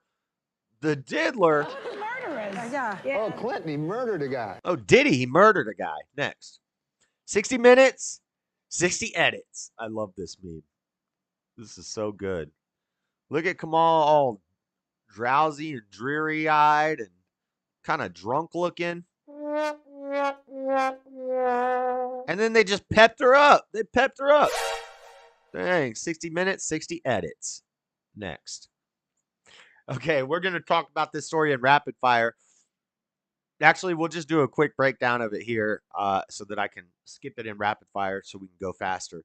After 19 years in the Royal Navy, in 2012, Gray moved to New Zealand with her wife after falling in love with the country while on holiday. Now, this lesbian woman crashed the first ship that New Zealand has lost in like 100 years. Ran it aground in shallow water. There's your New Zealand diversity, equity, and inclusion. And conveniently, the person in charge of like their defenses is also a woman. So, shocker. Next, lesbian captain crashes after insisting ships don't have to go into ports. It doesn't have to be like this. The ship doesn't have to dock at the port. Docking. Ew. Don't let a lesbian woman drive anything. Is the moral of the story. What's chat saying? Her face looked like her voice sounds fucking in Cali. He does play with balls for a living. Sports ball guy. What's up, Wally? That's nothing. I grew up near a Chinese restaurant called Pudong. Pudong. Ew. Next. Laughing too loudly isn't illegal. Oh, wait. Laughing too loudly is illegal in Hawaii. You're only allowed aloha. Dang. I like that one. Next. This sums it up. It's a Tesla. Their bumper sticker says, bought it before we knew how awful he is. And then somebody said, I'm putting this on my Volkswagen. Name the Volkswagen. Next. Fun fact. American-made products don't get stuck on cargo ships. Oh, buy American and you don't have to worry about a port strike. Look at that. Look at that. That's interesting. Futong Kung Pao Chicken. For New Zealand, that's an expensive boat. Yeah, I bet it was. That's why you don't let women drive. Next. Police department shooting range. He looks at it. Oh, wow, that's really good. He hit the target so much. But then he looked at it for a little longer. Wait, what? Police department shooting. Why do you only hit the black spots? What the?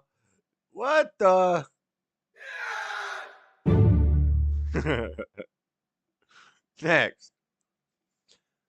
Okay, this guy's playing with a seal on his kayak. Don't let the video fool you. Seals are dangerous. I heard a group of them kill Bin Laden. Oh.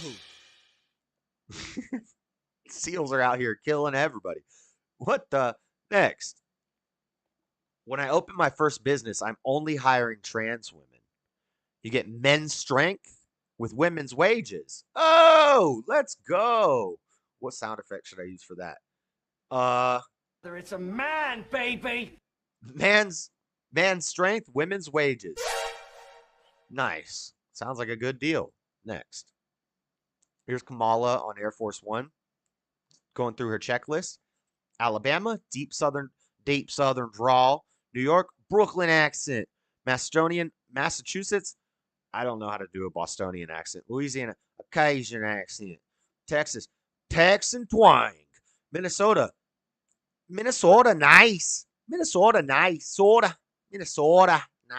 Very nice. Illinois, Chicagoan, I don't know a Chicago accent. California, Valley Girl accent. Pennsylvania, I don't know how to do a Pittsburghese. Georgia, Southern Belle accent. There's Kamala for you, practicing her accents. Next. Bro, this meme almost makes me believe in evolution. That baby about to have a chin like a cash register. What the? That baby about to have a chin like a cash register. Damn. Next. America's worst nightmare. Florida. Let's go. We're coming for you, America. We're about to have Florida up in here. 4 times the Florida man. Bro, this right here could take over the world. I'm just saying. Florida man. It's a man, baby. Next. Fowler Ave in Tampa, Florida, near University Mall. We've talked about University Mall. That's the ghetto mall. Fowler and Nebraska is where you pick up the prostitutes. And you have the 24-hour I've never picked up a prostitute. I'm just joking. But there's lots of strip clubs. Whoa, why did my alarm keep going off? Lots of strip clubs, lots of prostitutes. And on Fowler, Nebraska, Howard and Armenia, this area. But it's flooding after the hurricane. There's Tampon Tim. What? Tampon Tim? What are you putting in that shotgun there, buddy? Beta! This is from the new Tampon Tim ad where he's walking through a field trying to load a shotgun and having difficulties. Well, that's because tampons don't go in shotguns, Tim. It's a man. No. It's a No. man. Stop. It's a man, baby. I did not mean to play that. That is not a man. Well, I guess we're talking about the tampons going into the men. Beta! Okay, next. 17 children. So some Democrat posts 17 children with 6 different women between these two, Elon and Trump. Somebody else said, when did Democrats start posting pro-life content? Yeah, pro-life. They're repopulating so you don't have to. No, I'm playing all the wrong sound effects, guys. We're screwing up the sound effects today. Next. City dwellers. Without the government, who would fix the roads? Random hillbillies in Appalachia casually fixing the roads. This is what my cousin's doing. He's an arborist, and he's out there they're just getting it done. They're just going out, cutting the lines down, bringing stuff to people who need it. That's what they're doing in North Carolina. But just like when the BLM riots happened and people were trying to go out into the streets to organize cleanup crews and stuff, here in Salt Lake City, I watched this happen. Volunteers were showing up to clean the graffiti, clean the broken glass, clean the fire damage, clean the trash and the littering up from everywhere. And the government was coming in, the local government was coming in with cleanup crews, and they're saying, you need to go home. You need to leave. You can't be here. And I suspect that's because they let it happen, and then they had things set up with that they had funding for where they could clean it up, and it makes basically a big gambit, a money-making scheme. Let the riot happen, destroy the small businesses, and then we can use our funding to come in and pay our cleanup guys to clean up the city, and don't let people volunteer to clean up. They're doing the same thing in North Carolina now with people who are volunteering and doing things like this. There's laws against building the roads. The government doesn't want you to work on the roads. They want that monopoly. So they're like the federal government, they're going out there stopping people from doing stuff like this, which is crazy. Crazy, crazy, crazy. Now we can play the sad trombone.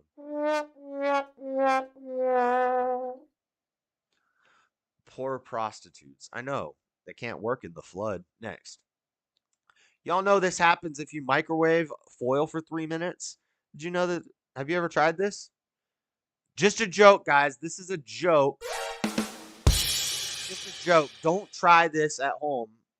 For anybody who is not very bright, this is a joke.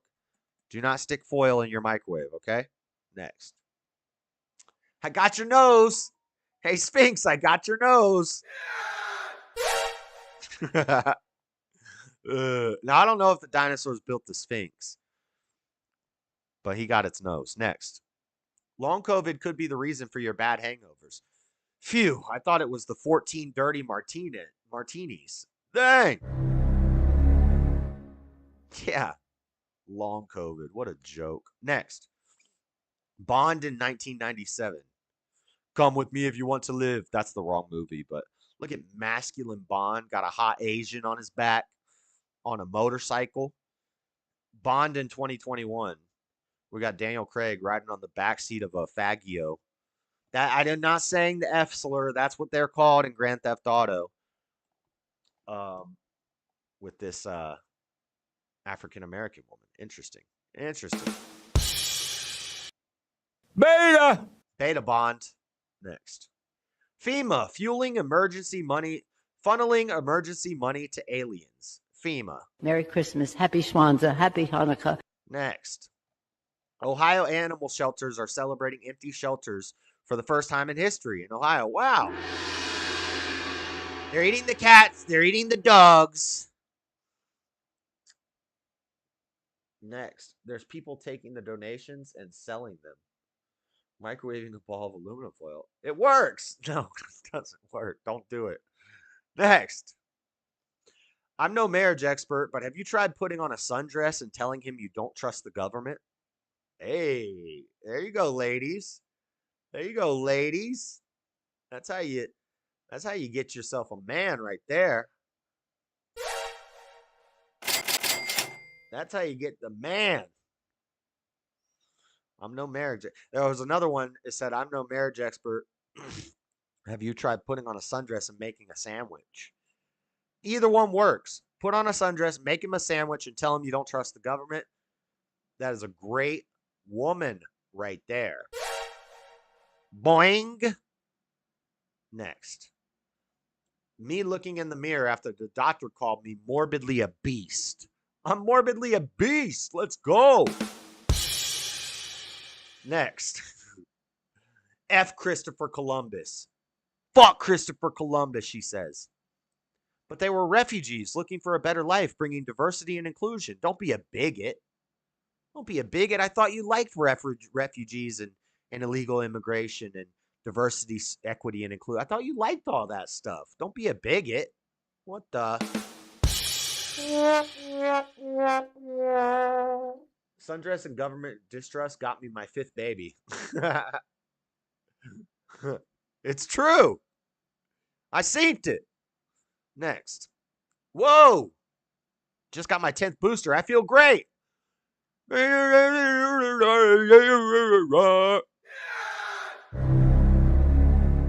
get your 10th booster, guys. Next.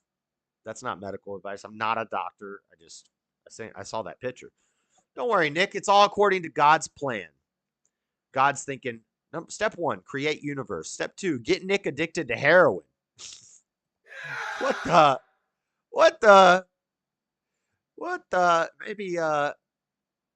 Maybe God gave dominion of the earth over to Satan, and that's where the idea of the demiurge comes from.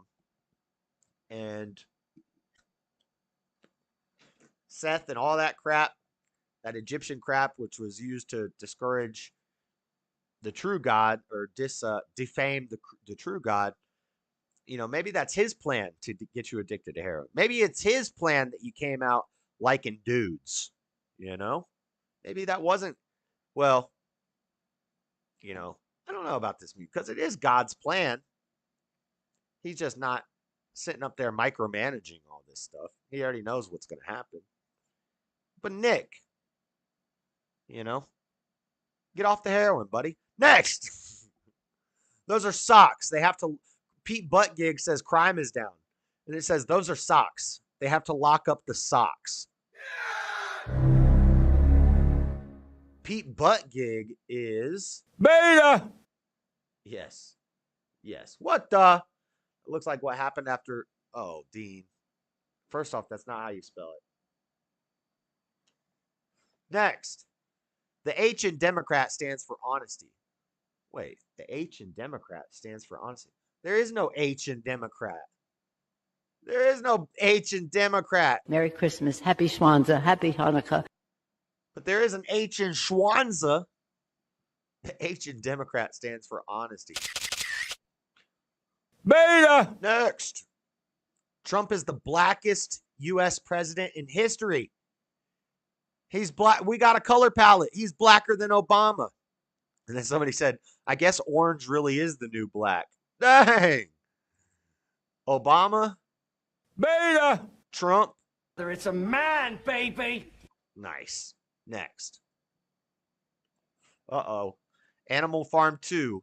Trouble on the plantation. Why is this cow wearing a dang KKK outfit? What's wrong with this cow? Next. Aristotle said it is the mark of an educated mind to be able to entertain a thought without accepting it. I thought this was great that you sent me this, Stubborn One, because this actually applies to what we're about to talk to in a little bit, last Thursdayism. I don't actually believe it, guys. And it's actually, it breaks Newton's flaming laser sword, which essentially means that it's unfalsifiable. So it's pointless to debate it. But we're not going to debate it. We're just going to talk about it and think about it because it's interesting. I can entertain it and not believe it. I don't know how educated I am. I dropped out of high school. I'm self-educated. I think maybe shrooms might be God's plan. I don't know about that, Matthew. Well, yeah, having mushrooms on Earth was part of God's plan. People eating them so that they could hallucinate and go on a spiritual journey, that wasn't part of God's plan. He knew it was going to happen, but he didn't have any part in that. 99% of people are retarded. I'm the 5%.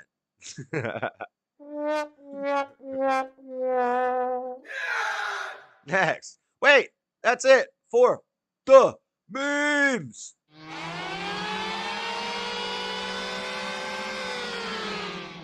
Okay, guys, we got to burn through rapid fire news. We got 30 minutes to get through rapid fire and 30 minutes to do, what's it called? Last Thursdayism. So let me see what we got in rapid fire. We got some more politics stuff. Trump, third attempted assassination attempt. We'll talk about that. Open on new window. Yes. But first, we got some yeah, reels. there are a lot of crazy people out there, and this chick is absolutely one of them. Okay, Jeremy. I don't care about Jeremy's input on this. It's crazy how, like, I don't know. Never mind. I'm not going to go into that. But let's watch some funny reels. We don't care about Jeremy. Also, Jeremy, if you don't get that this is a joke, he's got to understand that this is a joke. People in the comments are like, you know, this is like satire. This is a joke, but it is still funny. Watch this. This is our girl. What's her name? Kat? Where's Kat at? Hopefully she shows up tonight since we're doing a Destiny debate review. She was funny. I'm trying to holler at her. I like girls with ankle bracelets. Check this out. Check this out. Here's how I stop guys from flirting with me when I'm in public. I wear fake armpit hair, as well as a fake pregnancy belly. I make sure to always walk around with a baby stroller and headphones, because it makes men a little bit more hesitant to come up to me. On the inside of the stroller, I have a fake baby. When I'm at really busy areas, such as the park or the beach, I wear a clear backpack with a voodoo doll inside. A voodoo doll. She's into witchcraft. She's pregnant and has a baby. She's got armpit hair. A clear backpack with a voodoo doll. She needs to put a cat in there because that's one of those cat carrier backpacks. She needs a cat and a voodoo doll, a black cat and a voodoo doll in that backpack. And I also wear a face shield along with an ankle monitor. This method is usually effective and scares people. A face shield, an anchor monitor, a pregnant belly, armpit hair, a stroller, a mask, a face shield. That's awesome. People off. Whenever I'm sitting down in a public area, I pretend to feed my baby milk to make guys think I'm occupied. On days that I don't want to be stared at, I wear over. You're feeding her with the wrong thing, though. There's another way you could feed them. I wear oversized jeans. Oh, I have not went on a rant about this yet. What is the deal, ladies, with the oversized jeans? It's like hip now. It's trendy for girls to wear like 1990s Jinkos. Have you seen this? I live in a hipster area, a very blue Democrat, Salt Lake City, very blue area in a very red state. I have no fears, no question in my mind that Utah is going for Trump. Not even a question in my mind. But Salt Lake City is a very blue city within a very red state. And we have a lot of hipsters and artsy types around here. What's the deal with girls wearing Jinko jeans from 1995 now? Oversized jeans, as well as a football jersey. I tuck my hair in and I wear a hat as well as some AirPods. What I do might seem a bit extreme, but With the freaking, what's the dot called on your head? there's a lot of crazy people out there and I'm not taking any chances. Make sure you leave a like on this video. You seen that? See, what's the deal with that? I don't know what the deal with that is. Okay. What do we got? This is an old game meme. Here. Oh my god, this is... Y'all remember Lion King? Do y'all remember this game? Yo, F this game. I hated this game. I loved this game, but I hated this game. I don't think I ever beat this game. Let me look over here. Oh my god, this is... Game over. Game over? The new kids... What do you mean game over? These kids just don't understand. What do you mean game over? What do you mean? It starts. What do you mean it starts? What do you mean it starts? There's no save spaces in those games. Back in Taxis starting to get a little narrow with their stance, and that's it. The title of this is Women's UFC is so goofy. Sometimes it is. Sometimes it really is. Same thing. Yeah, the urgent message. Hold on, wait a minute. You need it. Oh, Stop! She got hit in the titty. What the? And then she stopped the fight. Did you see that? What's this? A little narrow with their stance, and that's it. the same thing. Yeah, the urgent message. Hold on, wait a minute. You need it. Oh, Stop! Hold up, wait a minute. That's the husband of Cheyenne. Holy heck! She's good, though. Gloria DePaula is still in this fight, but perhaps not. But she's not. But you got to be ready for that. Bro, a regular dude, like your average dude, could take those elbows and just be like, come on, stop hitting me.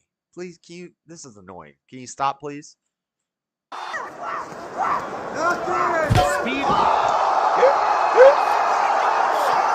Just sticking that jab out there and then.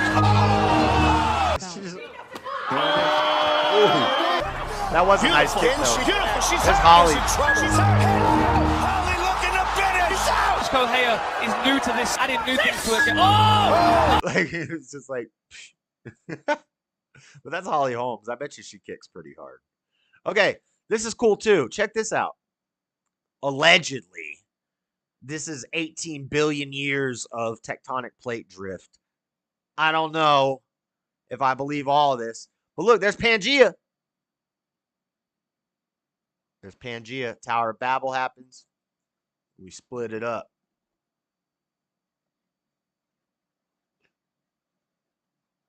Look at the world.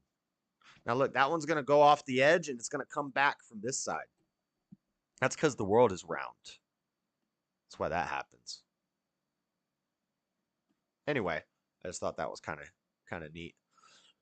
Let's go through some headlines real quick, and then we'll talk about last Thursdayism. Political stuff before the election. Harris releases from NPR. Harris releases her medical report and uses it to raise questions about Trump. Vice President Harris on Saturday released a medical report, a document that her campaign is using to draw a contrast with her old rival. So she's saying, I'm younger and healthier. Look at me, Trump. Trump's like, I'm very sharp. I'm a very smart guy. I don't need to release my medical information. I can play golf very well. I'd like to play golf against you, Kamala. Let's see how you do. I played in Microsoft Paint too. Yeah, with the Earth. I used to do that too. I used to draw an asteroid and then the Earth, and I would cut out the asteroid and go and crash the Earth with it. This is the first time Harris has released results. She's 59 years old of her physical, similar to reports released by previous commanders-in-chief. The two-page letter says that Harris is in excellent health and has the physical and mental resiliency required to successfully execute the duties as president. So now she's saying Trump needs to release his health report. Bro, he's taken many tests, lots of tests. They say I aced them. No one did as well as I did on the test. Trump could pass all the tests, Kamala. Don't worry about Trump. What else we got? Another Trump system hacked. America First Policy Institute, a group advising Trump, says its systems were breached. So this happened recently. It's happening again. A group helping to lay the groundwork for a future Donald Trump administration said its computer systems were breached, making the second known instance that people supporting the former president have been target of a cyber attack. Meanwhile, we're going to skip ahead to this story from the Quantum Insider. Chinese scientists report using quantum computer to hack military-grade encryption. Now, I know a lot of people don't really talk about quantum computing. They're not really up to date on the tech and what's going on with the quantum computing. You mix AI, you mix satellites with freaking lasers on their freaking heads and fake nukes on board, and then you mix quantum computing. We have a problem. There's a problem here. And I'm not an AI alarmist, but I'm more of a when the grid goes down alarmist. And AI may have, especially with the high amounts of energy it takes to run the AI, the high amount of energy it takes to run the quantum computing, the green movements, the going green climate change movements, and then the satellite space war that's approaching. Guys, when the grid goes down, you're all dead to me. Okay? I'm working on the merch. I'm working on the grid merch. We're going to have a shirt that says, when the grid goes down, you're all dead to me. That's one of the slogans here. So just know, I'm not an AI alarmist. I know that the AI will never be conscious. It will never have a soul. But if you have quantum computing, I think emotions and feelings and thoughts Well, not thoughts. Thoughts come from Satan. But like emotions and feelings and all these things, mental stuff, that's all just firings in your brain, electrical firings in your brain. I think with quantum computing and AI, they could make a human brain that could think and it could learn and it could have thoughts like a human. It wouldn't have a soul. It wouldn't have emotions. Well, it could have fake emotions because that could just be a programming into a system. And yes, it would still be controlled by the programmer. But if there's some sort of nefarious programming in it, some sort of utilitarian worldview, like do the best good for humanity, and the AI learns, and the quantum computing, it learns very rapidly. It's basically a brain in a box, a brain in a vat. The next level of the simulation begins. And the quantum computing AI satellite laser machine says, well, the best good for humanity would be if we wiped out 90% of the planet. And then they shoot the lasers from the satellites and the grid goes down and we're all going to die. Except for me, because I'm going to have a freaking commune. I have a plan. I have a whole plan laid out for when the grid goes down. And unfortunately, you guys have nothing to do with that plan unless you make your way out to my compound. I shouldn't say commune. I don't like commune. I like compound. Again, I digress. The whole point of this is that they hacked Trump systems again for the second time. We have more about Trump. Man with guns arrested near Trump rally in Coachella, sheriff says. A man is in custody after deputies found guns in his car. They found a shotgun. They found a handgun, fake license plates on his car, multiple passports with fake names, and a fake VIP pass into the Trump rally. The police stopped him. Security has been stepped up after 2 assassination attempts, and the sheriff said that he believes this. The media is saying it's not an assassination attempt. It's just they said he's a far-right anti-government activist. A far-right anti-government activist is trying to assassinate Trump. All the far-right anti-government guys I know seem to like Trump, except for the ones that really hate Israel. They don't like Trump. And the ones that can't understand playing the game of politics, the abolitionist types and the anti-vax types, they don't like Trump because they don't understand how you have to play the game of politics. But yeah, I don't know many far-right anti-government guys that are like, let's go off Trump. Vem Miller, 49, of Las Vegas.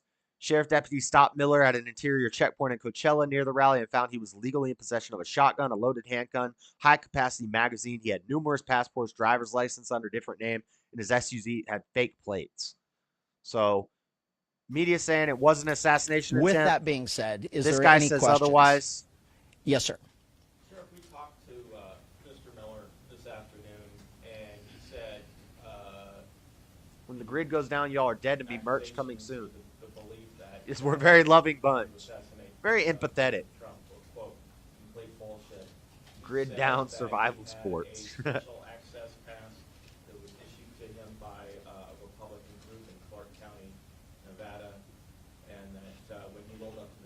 Can you guys even hear that? It's very quiet. I don't care about your question. I should have clipped this. Sorry, guys. Will not comment on what he said or specifics that we learned or gained from our contact with him. This is rapid fire, so it's supposed to be rapid, but this is kind of important.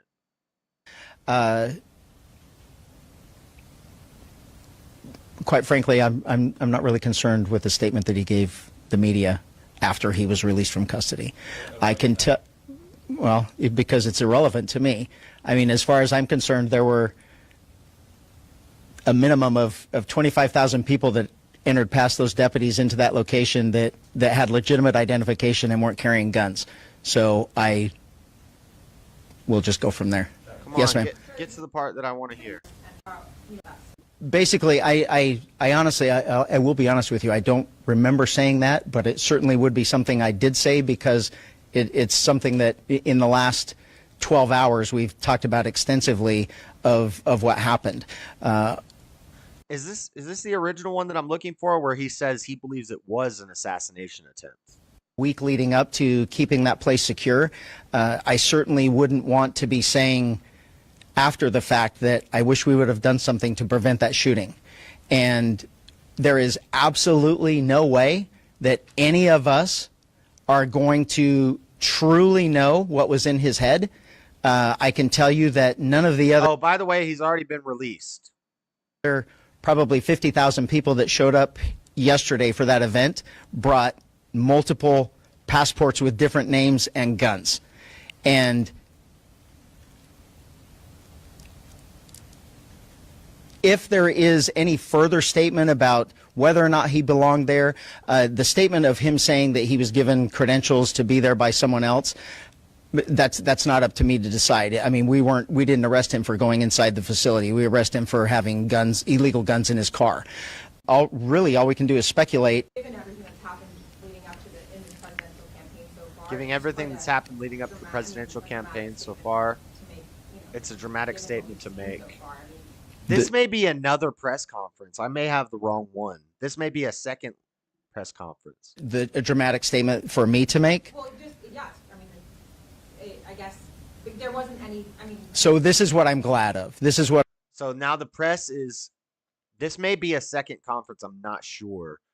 And they may be questioning him about... Because he does one where he says, I believe my sheriffs stopped the third assassination attempt. And it sounds like they're critiquing him on saying that that was a harmful statement, harmful disinformation, and he's responding to that. But I'm not sure. This could be this. What I am very glad of. I know that the presence that we had at the rally with deputies, with snipers, with counter snipers, and Secret Service snipers and counter snipers. I am glad that we're not talking about this after we shot him. We get to talk. Yeah, I mean, you've kind of ignored this attempt because nothing came of it. But I mean, you don't have 2 illegal guns, fake license plate on your car, a fake VIP pass, and multiple fake passports for no reason. And if he had gotten in there and gotten a shot off, then we wouldn't be ignoring it, right? Talk about it before, and no matter what, it's all going to be speculation about what his intentions were getting there. What we do know is he showed up with multiple passports with different names, an unregistered vehicle. That's not something normal people do. That's something MK Ultra people do. With fake license plate. Right now, I probably did have deputies that prevent. Okay, so it is this one. So yeah, she's referring to a previous comment he made, speculating that they think it was an assassination attempt. This guy disagrees with the mainstream media's narrative that it was a far right gun nut, open carry demonstrator who hated the government. Right. If you're asking me right now, I probably did have deputies that prevented the third assassination attempt. If we are that politically lost, that we have lost sight of common sense and reality and reason, that we can't say that, holy crap, what did he show up with all of that stuff for and loaded guns, and I'm going to be accused of being dramatic. We have a serious, serious problem in this country because this is common sense and reason. It's a man, baby. I saw some of you there yesterday. You didn't have guns and fake IDs. I don't know how else to explain it. Damn. Got him. Gotcha, bitch. Let's go. All right. So the guy's out of jail. It's crazy. Let's move on to some geopolitics. We have 2 stories from global news. New Zealand, the one we talked about earlier, we touched on it earlier. New Zealand ship didn't sink because its captain was a woman, the appalled defense minister says from AP. Look at the New Zealand defense minister. So this is the New Zealand defense minister. And we already saw the picture of the captain of the ship. Oh, Elon caught a rocket, by the way, with a robot. Just saying. Maybe we'll talk about that in the after panel. No, duh, dude. Obviously, we have a serious problem in this country. Yeah. He's a Fed, and you know it ain't supposed to get heat. This is New Zealand Defense Minister. We showed you in the memes the lesbian boat captain that crashed the first New Zealand naval ship in like 100 years. But they're saying New Zealand's defense minister issued stinging rebukes of what she said were vile and misogynistic online remarks by armchair admirals about the woman captain of a Navy ship that ran aground, caught fire, and sank off the coast of Samoa. You don't want to crash off the coast of Samoa. They got freaking pirates. It's Samoa. No, not that's Somalia. Samoa is like spam people, right? Not Somalian pirates. Seriously, it's 2024. Judith Collins told reporters Thursday, "What the hell's going on here? Bunch of dang misogynists." Woman defense minister, lesbian woman driving your naval ships, and it just runs aground. Water was too hey, the water, guys, the water's not deep enough there for the ship to pass. You know what? I've never even ran a canoe aground on accident. Anyway, Iran and Israel, this headline is interesting. Iran engages in urgent diplomacy as it braces for Israel's response to missile attack. So you drop a bunch of missiles on Israel, and then as you brace for the retaliatory attack, you urge for urgent diplomacy. Now we want diplomacy. Wait, Israel, do not retaliate. Let us have diplomacy. You want diplomacy now. Now you want some diplomacy once your walkie-talkies start blowing up. I just thought that was funny. Local news for Utah. Check this out. Utah man gets prison time for selling 120,000 fake COVID-19 vaccine cards. I actually thought about doing this at a Dragon Ball tournament. I wanted to go to nationals, but you needed your card, and I didn't have a card. And you could order these off Amazon for like 500 of them for like $5. And this guy ordered them. Look at this. He's got all white bricks. All white bricks. How does Red Bar zoom in? He holds down something and he zooms in. I need to figure out how to do that. The guy's got all white bricks. This is a Utah man. Gets prison time. He was ordered to pay a $40,000 fine. He made more than $400,000 in profit. 120,000 of them, 400,000. So he's selling them for like what, $350 a piece, plus shipping and handling. That ain't bad. That's a good deal. I would have been selling them for like $20 a piece. You could have made a lot more, my guy. But he has to pay a $40,000 fine, and he got.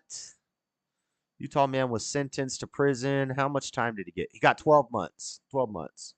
So, he'll do like 8 months.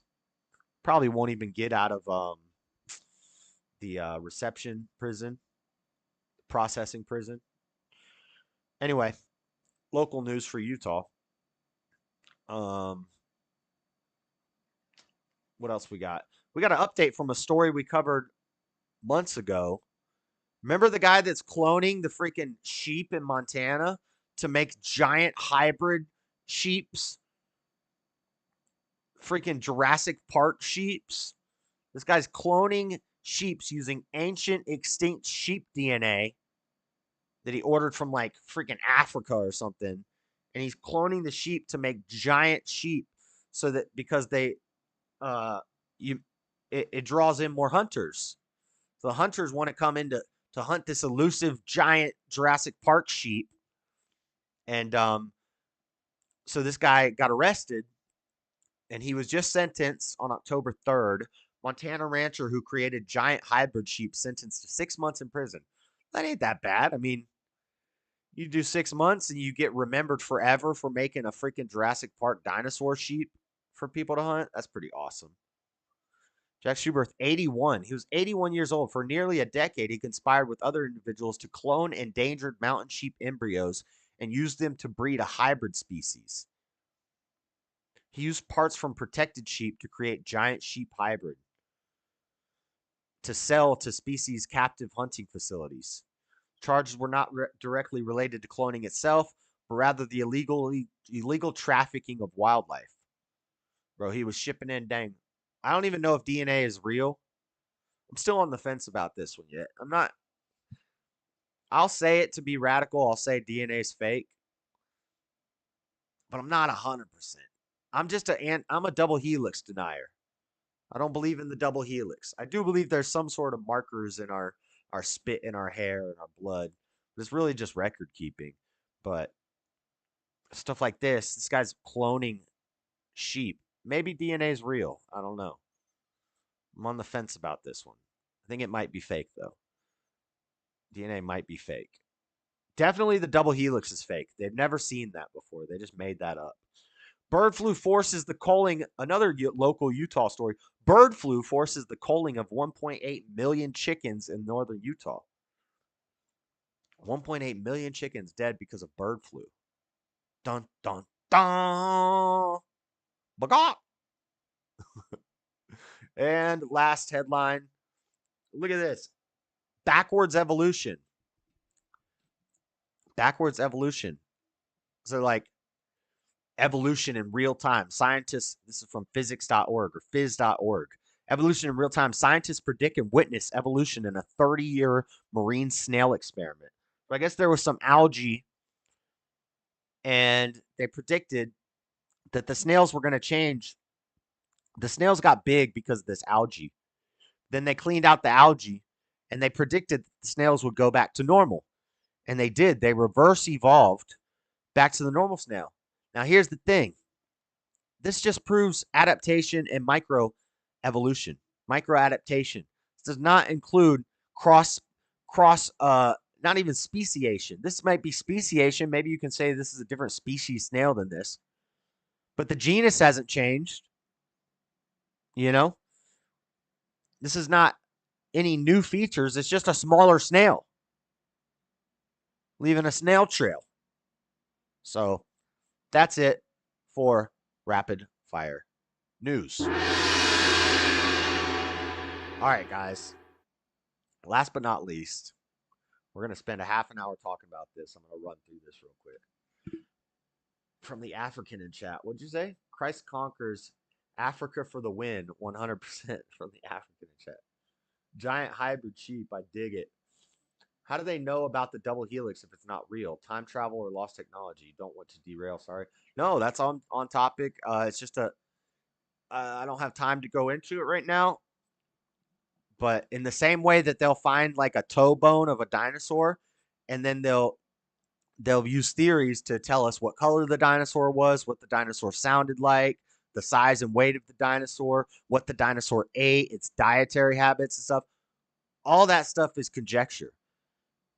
They got a freaking toe bone and they recreated this. And we've seen in archaeology and paleontology that this is often proven wrong. So like the Brachiosaurus, for example, wasn't a real dinosaur. It was actually the skull of a different type of dinosaur, like a Platysaurus or something, and the skeleton of a Brontosaurus.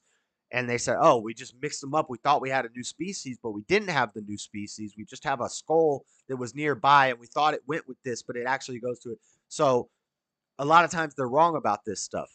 DNA is just good record keeping. If you go to a crime scene and you get blood from a suspect, if you have no familial records of that person or no police records, that person never had their DNA taken, that person's family is from some tribe in Africa or something where they don't have Ancestry.com and they don't do DNA testing, they'll never find the match. They're not going to be able to just put this under a microscope, look at it, and say, look at this double helix chain and these proteins and these alleles and how they match up in this ladder on this double helix to figure out who this guy is. They've never seen the double helix. No microscope can show it to you. It's just a a concept. You can prove me wrong and I'll stand corrected. We did this in a stream before. Somebody was like, well, I'll find you a picture of it. They bring me up. I'm sounding like a flat earther here because all those pictures are computer generated. But it's not like I believe we have real pictures of the Earth from space that have photo editing done to them, to fill in clouds or whatever. But we do have very photorealistic images of Earth from space from cameras that work. We don't have a real photo of the double helix. It is all computer. It's obviously, they tell you this is a computer recreation. Like, they've never seen the double helix. So essentially DNA is fake. Now they have feathered dinosaurs. Paleontology is just dinosaur fan fiction. Right, I agree. And I'm a dinosaur fan, but I don't agree with all of archaeology and paleontology and carbon dating and all that stuff. But I definitely do believe there were dinosaurs. Caduceus and double helix similarities is what I was getting at. Caduceus, I'm not sure what that is, but yeah, if you're referring to like the snake, the serpent imagery that the medical industry uses, the twisting of the snakes, that stuff, that's in all sorts of ancient, from pagan lore to Christian lore with Moses and the serpent and the staff. And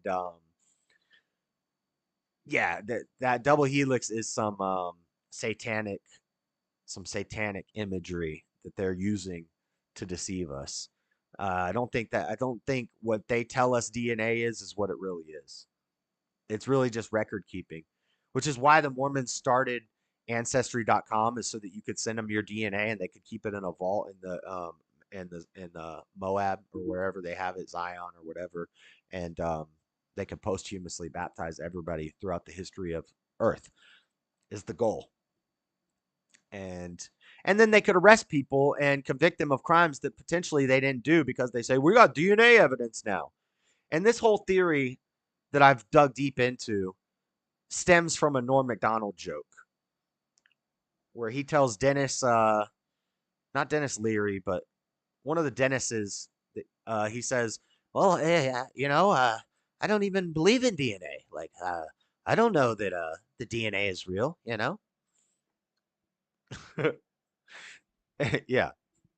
So anyway, if Norm said it, I believe it. Shout out Norm Macdonald. All right, let's get into the last segment here. Last Thursdayism. So this is an interesting one, guys. It's basically just like a philosophical mind game that you can play or something to think about. It kind of ties in with solipsism. So remember we did a show about solipsism and the idea that we can't really know that anybody else is real, right? Now, some of these philosophical concepts are just things that we're supposed to think about. We can entertain it. We can think about it. We don't have to believe it. And it's kind of pointless to believe it. It's pointless to believe in solipsism. If you truly are solipsistic, then I'm not going to listen to anything that you say because you can't know anything. You can't know anything. You have no knowledge.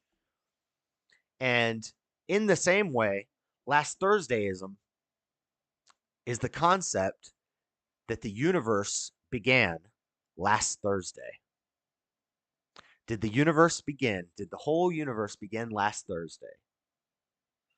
That's last Thursdayism. You're like, what? What are you talking about, Josh? Did the universe begin? Of course the universe didn't begin last Thursday. Well, this comes from something called the Omphalos hypothesis. So, what's the guy's name?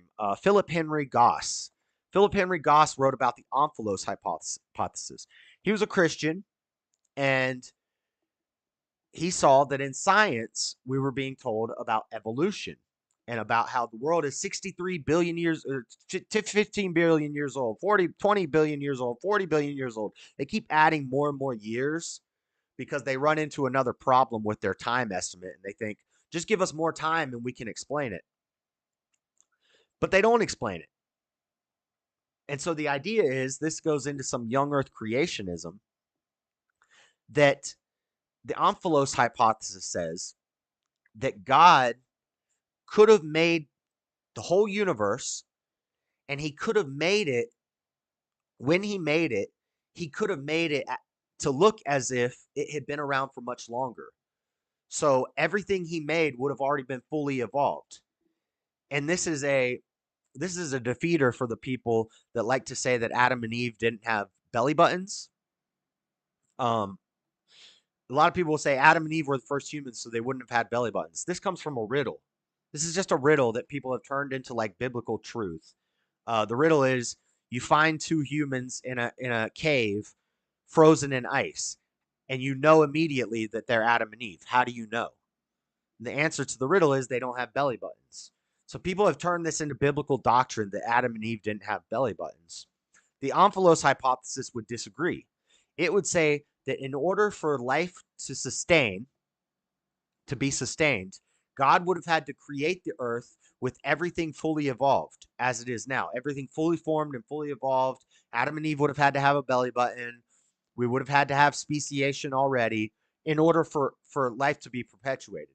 If we had what evolution tells us, we never could have reached where we are today, because there's so many times where certain criteria wouldn't be met for Earth to sustain existence. So God would have had to create the universe as if looking as if it had been around for billions of years, but it really just started. So the Omphalos hypothesis is in order to justify 6,000-year-old creation stuff. I'm not a young Earth creationist. I'm a younger Earth creationist. I don't believe that it's 15 billion years old. I don't believe it's 6,000 years old. I don't think the Bible gives us a definitive. Some Christians who are too literalist will say that the Bible gives us a hard line time at 6,000 years old. This isn't true, because there's no time given from Genesis 1:1 to Genesis 1:2. When God created the heavens and the earth was formless and void, and then on day one, God makes the sun, and then the darkness he calls day, or the darkness he calls night, and the light he calls day. All that stuff, there's no amount of time given in between those two verses. So it could have been 1,000,000 years, it could have been 1,000 years, it could have been 100 years, it could have been a billion years. We don't know. And that's when the war in heaven would have happened. Satan would have been cast down to earth. All this other stuff would have happened while the earth was formless and without void, or formless and void. And darkness, and then he created the waters, and darkness was over the water, and the face of the deep, and the separation of the waters, the animals, and all that stuff could have happened later, thousands of years, millions of years, who knows, after the formation of the earth. If I had to guess, I'd say maybe the earth is 1 million to 10 million years old. So I'm a younger earth guy. But anyway, the Omphalos hypothesis is how we can justify the earth being 6,000 years old. The idea is God made the earth 6,000 years ago, and when he made it fully evolved. He made it already, everything was ready to go. And then that's why you see the speciation and all that we see.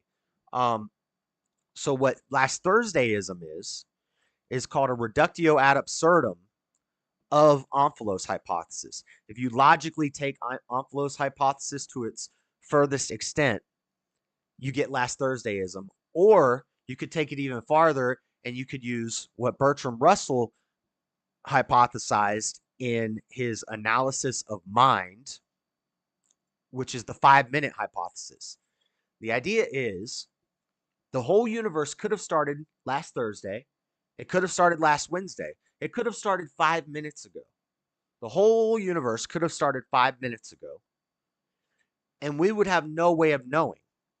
Because if it started and all of our memories were put into our head, everything we remember, everything we've ever thought about, every relationship, every experience, every action that we've ever done is just in our mind. We don't really know that the past happened. Did the past happen? How do we know? We can't know. So this could all just be implanted in our head. The universe could have started 5 minutes ago. The way philosophers defeat this is they will say, okay, let's assume that I can't disprove that the universe started last Thursday because I never thought about it. You guys maybe never thought about this before. But now, the fact that you're thinking about it allows you to disprove every future next Thursday from the universe beginning. So since you're thinking about your existence now, you're considering this, you're considering, do we have a past?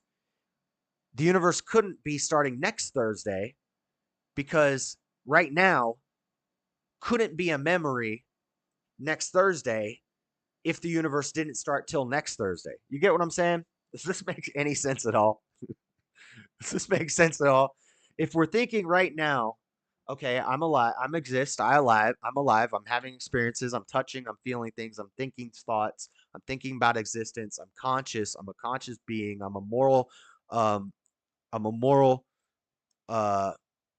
person or thinker, you know, I'm thinking about thinking, which is a sign of consciousness, which is why animals aren't conscious. An animal has never thought about thinking.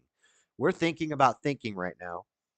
We're preventing every future potential next Thursdayism because this memory can't be implanted into me next Thursday because I'm thinking about it right now. So I don't know that the universe didn't start last Thursday, but I know the universe didn't start next Thursday because I'm thinking about last Thursday right now.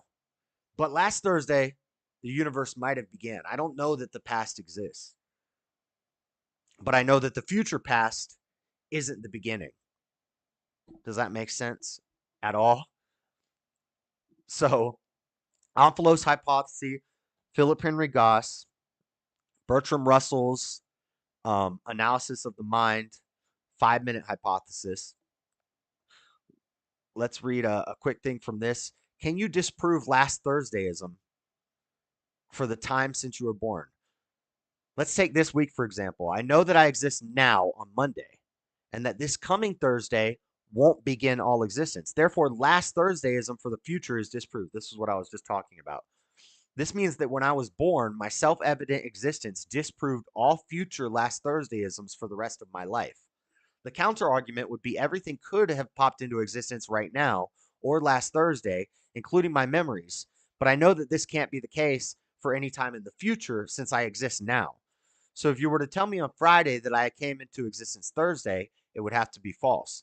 I understand last Thursdayism is a parody on creationism and isn't meant to be taken too seriously. And having said that, does my logic hold? This is strictly about last Thursdayism and not about God or anything in nature. So this is just something somebody wrote and some answers. This is from philosophyquestions.com, questions and answers.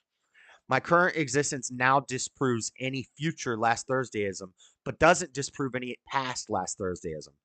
However, this statement is true in the future as well. So on February 18th, the next Friday at the time of writing, I will not be able to produce any data that disproves that the world was created on the 17th.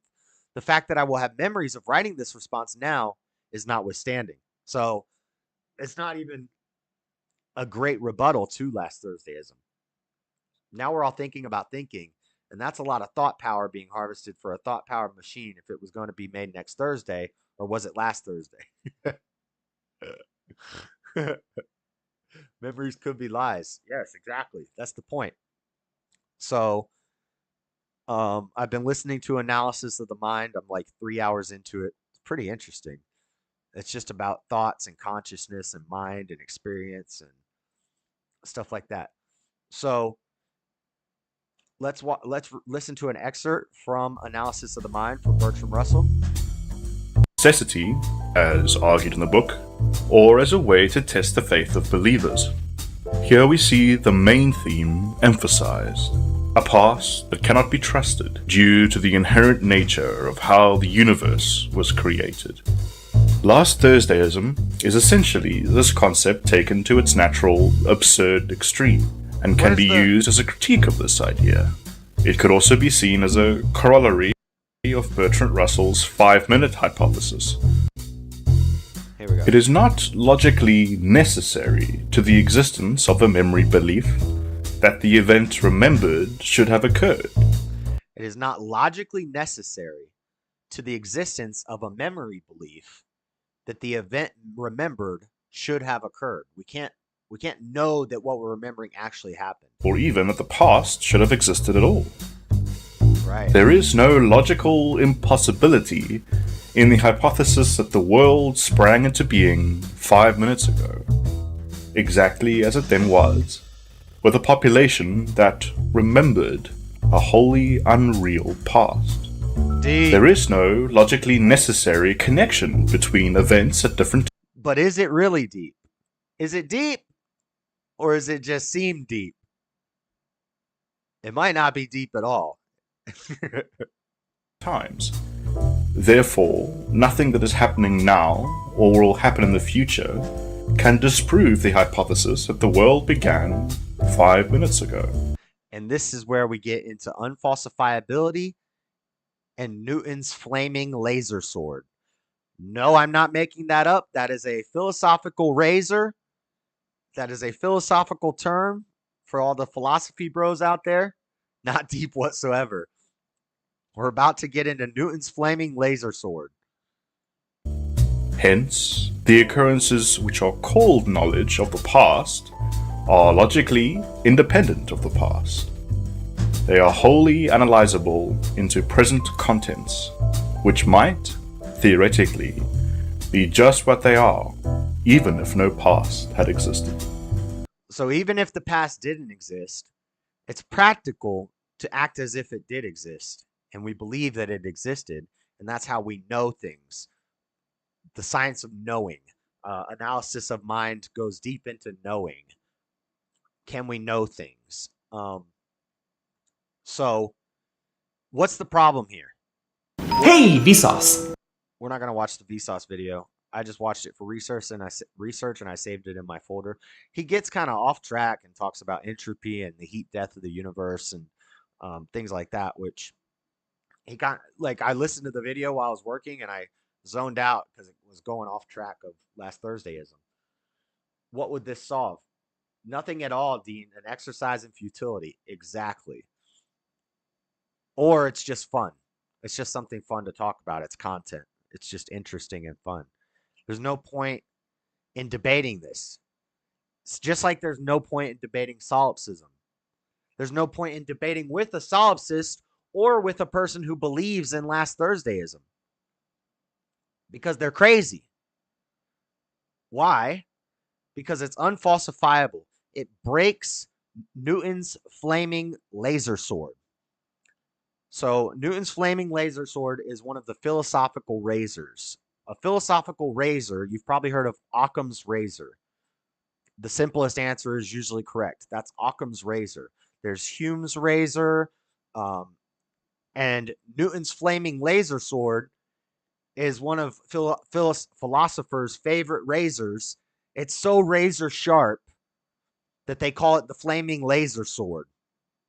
And what these philosophical razors are, we're going to do a whole episode of all the different philosophical razors one day in the future. But in the quickest terms, a philosophical razor is a way that philosophy bros can have conversations and they can make things shorter. It's like an abbreviated way of saying something, making an argument. It's like how debate bros will bring up fallacies. So it's not useful to use these terms if you're talking to laymen or you're talking to people who don't really understand what you're talking about. But if I'm talking to another philosophy bro, I could say, well, that's just Occam's razor, or well, that's just Newton's flaming laser sword. So I don't really have to rebuttal. I just use that. It's like if you say, well, that's an argument ad hypocrisy. That's an argument from hypocrisy, fallacy. Instead of explaining why the argument is bad, if I'm talking to a debate bro, I just say that's an appeal to authority, or that's a reductio ad absurdum, or something like that. I don't like when people use these terms in debates, or when guys are talking philosophy on the internet and they use these terms, because for the viewer, if they don't understand the term, they're not going to know what you're talking about. You need to explain it. So Newton's flaming laser sword is the philosophical razor that says if something cannot be, it's basically unfalsifiability. If something cannot be settled through experiment, then it's not worth debating. If it can't be falsified, if we can't experiment, then it's not worth debating.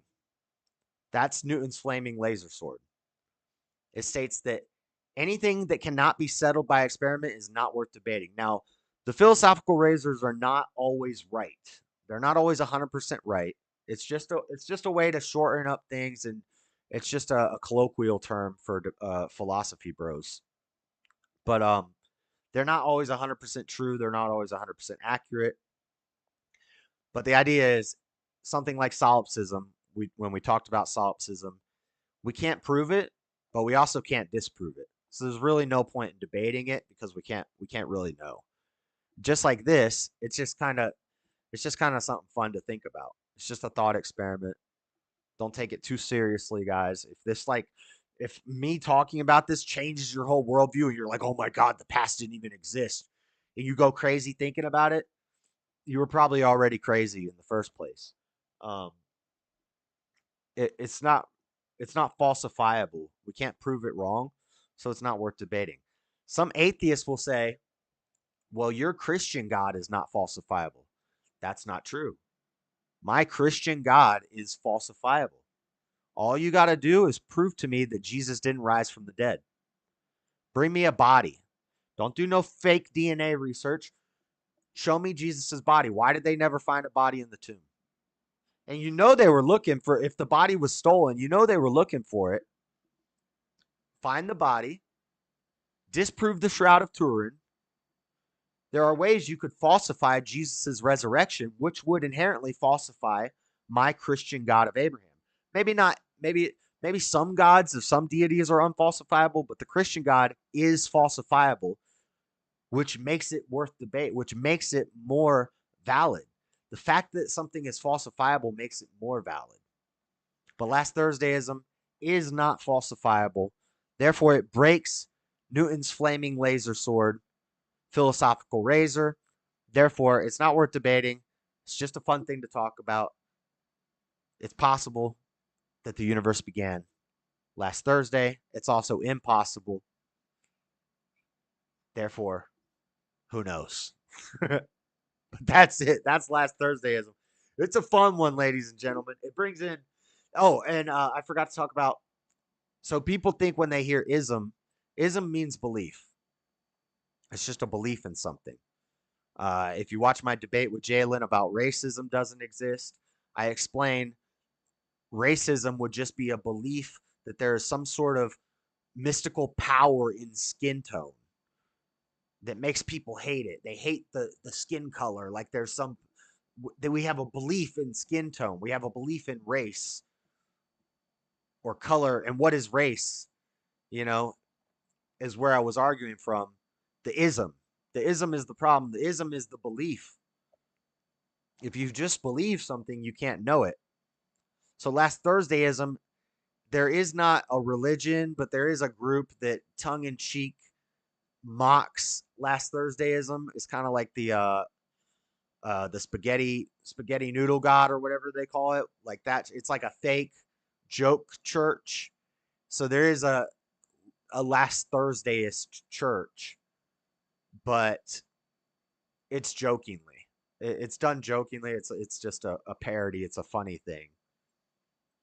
The philosophical concept, again, goes to Omphalos hypothesis, and it's just a reductio ad absurdum. It's the most absurd extent of Omphalos hypothesis. And then, so they call it last Thursdayism. Then they make a church of last Thursdayists. They say the universe began last Thursday and it will end next Thursday.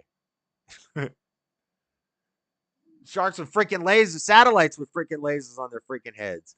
Newton's got a flaming laser sword. Have you heard of Scholastic Answers and Historia Ecclesia? I feel that you would enjoy them. Ecclesiastica. Scholastic Answers and Historia Ecclesiastica. No, I have not heard of them. Is it a YouTube channel? These ain't falsifiable. Let's debate. These nuts aren't falsifiable. Aliens, if they exist, they do at ocean bottom where we cannot go yet. Facts. Are you crazy? But then would they be alien? I'm with you on that one. I'm right there with you. I think the Leviathans down there guarding tunnels to Agartha. Down in Marianas Trench.